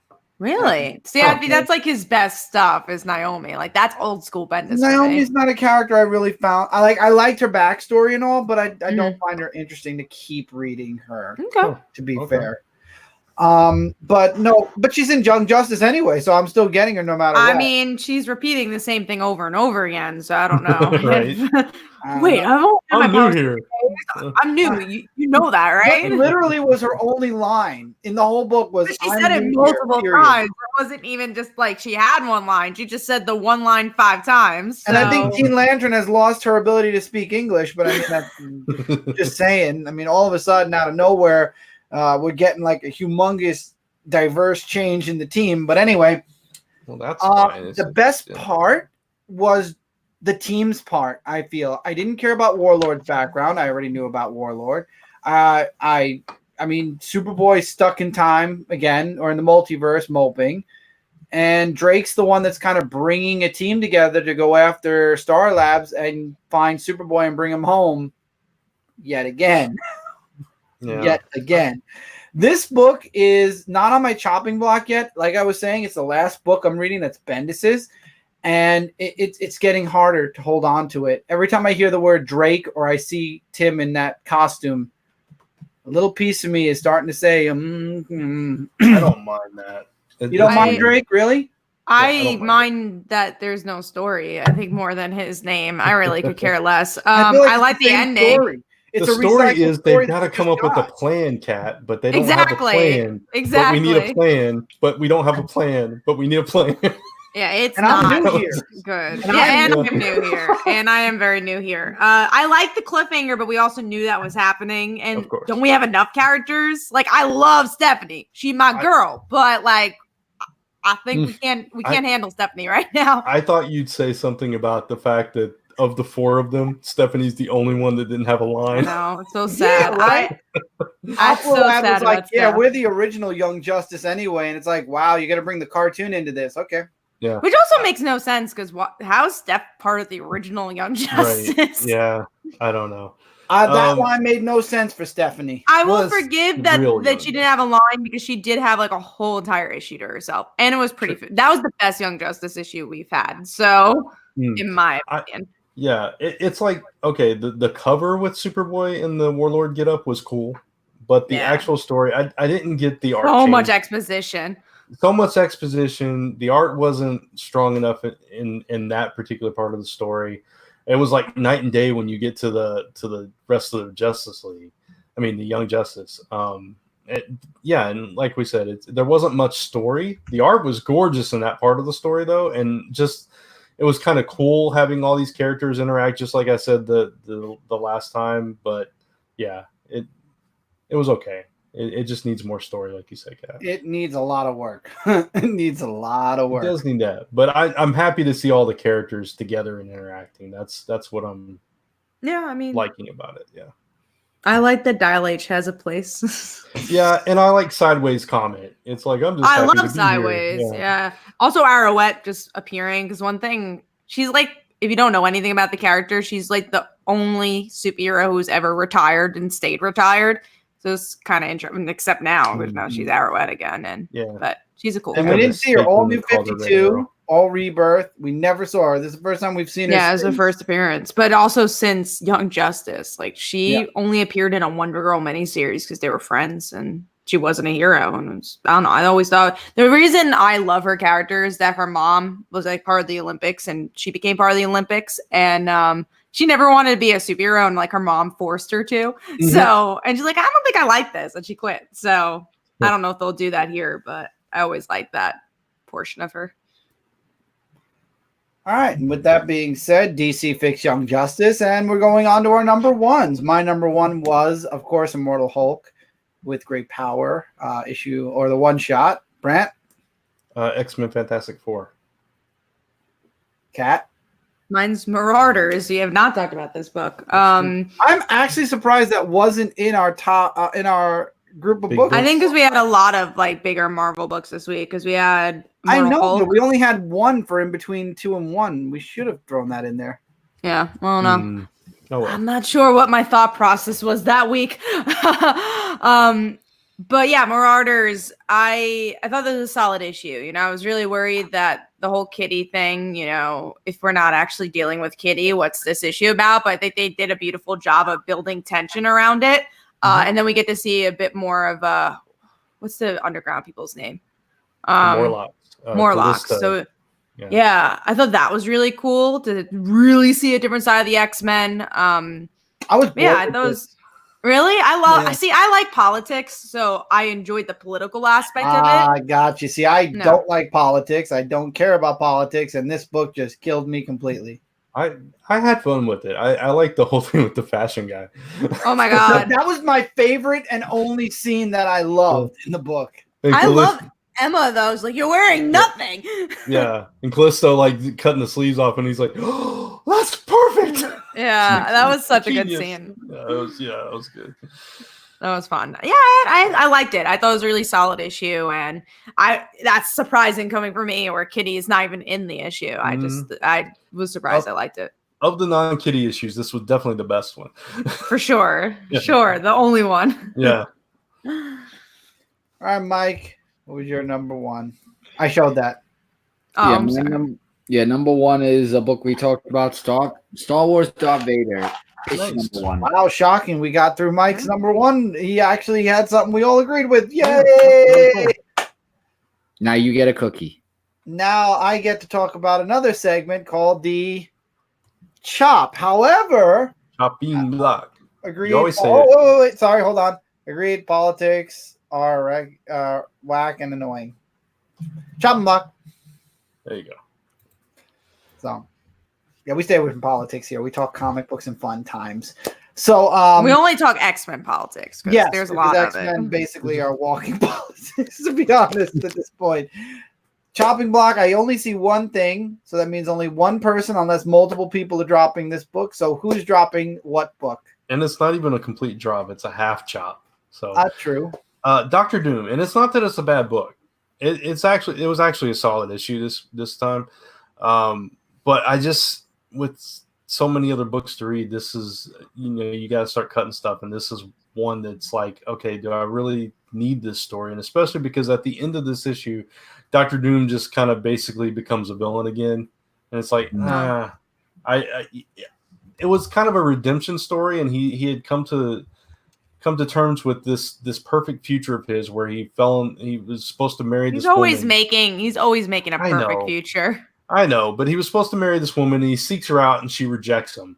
And then he's like, well, that's fine. I'll be a villain again. That's basically how the issue ended. So up until that point, it was like good. And then it's like, okay, yeah, I don't know if I can continue with this at this point now. So, oh God. Yeah. This week I had nothing to chop. I was like shocked. I was just like, there's nothing not even a half chop.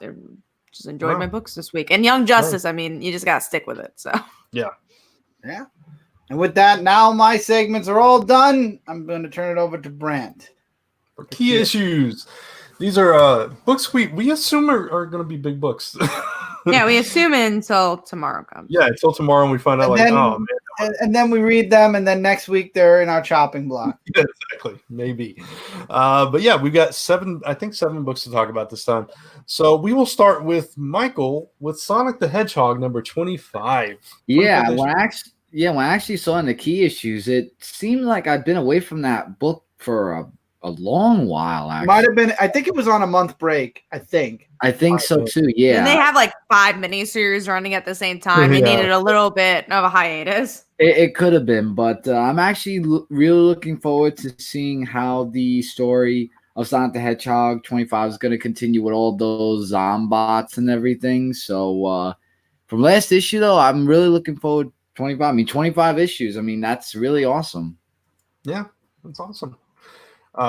Serenity's giving me a hard time for not knowing the fashion guy's name. I didn't know it either, so I didn't know it either. So I mean, he was a cool character. So, so next up, I'm going to talk about a book that I'm only talking about, and I'm just going to be really brief because I don't actually read the book.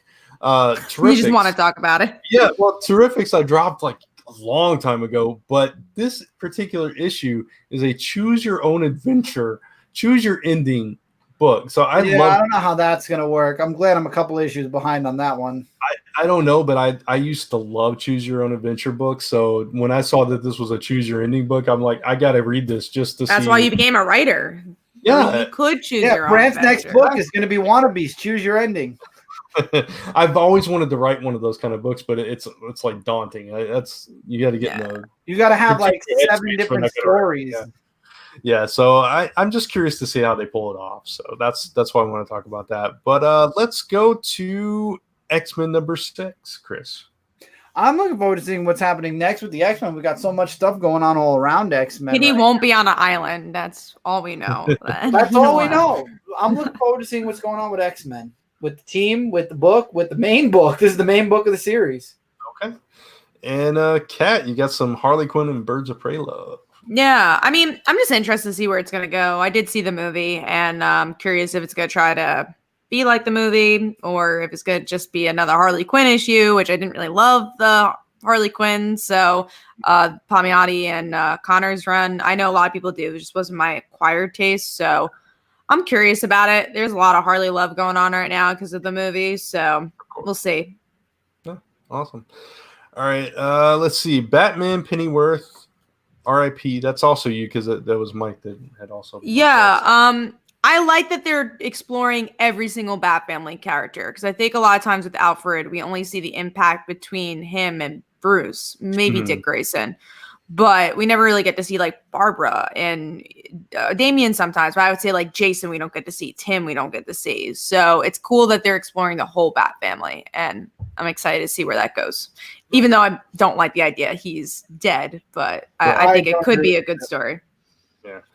So exploring supporting characters and stuff, that brings us to Gwen Stacy, issue number 1. Yeah, my girl Gwen. An interesting issue. It's going to be an interesting mini. Mm-hmm. Yeah, I'm interested because how do you beat Spider-Gwen, right? It's just like Gwen Stacy wasn't much of a character when she was around, which is why I'm like interested to see if they'll make her a character in the miniseries. Like she was just like the generic first love, right? And then Spider-Gwen made her a character. So what are they going to do with this? She's not a superhero. Like, what is this going to be, an Archie type book? Like, I'm just really curious what this is going to be. Yeah, maybe this is the we're going to delve into her backstory that we never really got fully or something. Which I'm excited for, if that's true. Yeah, I want to see what they do with her too, because otherwise it's like, okay, we know she's kind of like girl next door, whatever. If that's all it's going to be weird, Yeah, I hope not. Again, because we have a Gwen Stacy that's so layered. So, like, why do we need to go back to her unless it's like going to be a story where she meets up with Spider-Gwen? Other than that, I don't know what you could do with it, but I'm really excited. I will say I did. This is not really a spoiler, but I did see a page where like you have to build her own fashion. And she was like in her bra and underwear, and that was strange. It's like at the end of the book, and she's just like in her bra. I was like, pick an outfit for her. So okay, okay, it does sound very Archie like then, like classic Archie. Yeah, okay, like those paper dolls. Yeah, like exactly. It's like that. Okay. Yeah. So I'm like getting a lot of Archie vibes here, which is not necessarily a bad thing, but no, I don't know if that's a Marvel thing. Right. And the last book we have to talk about is Amazing Spider-Man issue number 39, which we all read. So yeah, last issue was amazing. So I'm really excied for this. No pun intended. Exactly. No pun intended. Any pun totally intended. Yeah. It's picked up. So I don't know that I'm like in love with what's coming down the line with the Sin Eater stuff, but. Mm-hmm. But yeah, that last issue was really good. So hopefully this one will continue that trend with because it's still with Jonah. So and the new venture that he's got himself in. So, but that's your key issues. So, all right. And as we round out this episode of Comic Book Weekly, I'd like to mention that Brand has a Kickstarter going on right now. Well, actually, Lisa does. Both Lisa and Brand have it at lastsemberpress.com/Willowmist. You can go ahead and continue Brand from there. Yeah, absolutely. It's a fantasy mystery comic. If you like fairies, if you like mystery, if you like fun, beautiful art, and honestly, really great writing. And I'm very biased because it's Lisa. We got 6 days left in the campaign. We are 81% funded, so go check it out and support it if you can. There you go. And then I would like to also mention over on my channel, youtube.com/DarkAvengerC86, the Dark Avenger comic book review has returned. First episode was yesterday. It was explosive. It was fun. Really nice being back. I concluded the series back in July with the 500th episode. The series is making a return. As always, as things are very much different, they are also very much the same. Come in, check out the first return episode, and you'll get to see the new and the old ways of the Dark Avenger comic book review that hopefully will be weekly. But if I miss a week, things happen, things get busy. But I'm always trying to make sure to stay on top of the comic reviews. As I go back to here to click this and take this off. So as always, this is Comic Frontline, and you're also watching this on Mike Spider-Slayer's channel, Comic Book Corner 2.0. Wherever you're watching, don't forget to click that subscribe button. If you're on Mike's channel, come over to Comic Frontline and do the same. And if you're on Comic Frontline, go over to Mike's channel and do the same. Click the sub button. This way, both channels are in your subscription box, and you don't miss out on a single piece of content. Over Brand's head, you got the notification bell. That notifies you when that new content comes out if you'd like to know when new content is dropped on this channel or on Comic Book Corner 2.0. In Cat's box, you've got the thumbs up button. That's our analytics. Please give this video a thumbs up. Show YouTube how much you enjoyed this episode on both channels, Comic Frontline and Comic Book Corner 2.0. And then, like I was just saying, Michael's box has all the Comic Frontline linkage. It's at Comic Frontline all across the board. And then if you'd like any of our links, going down to here, bringing that back up and turning, I'm doing this all myself, turning that off. You can follow us all here. Don't forget to follow Mike Spider Slayer on at Comic Book Corner 2.0 and at Mike Spider Slayer across. I think it's at Mike Spider Slayer, right? I think it's at M Spider Slayer, if I'm not mistaken. Spider Slayer. I think so. You can follow Mike that way. Don't forget to follow all of our channels. We all have awesome stuff going on. Reviews are back.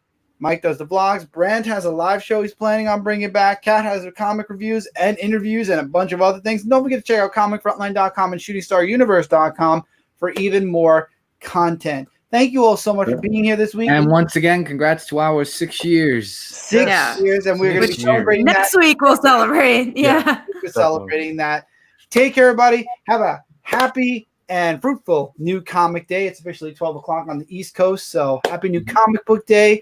We'll see you all back here next week where we're going to be talking about the books that come out today on New Comic Book Day. Take care, everybody. Rock on later, guys.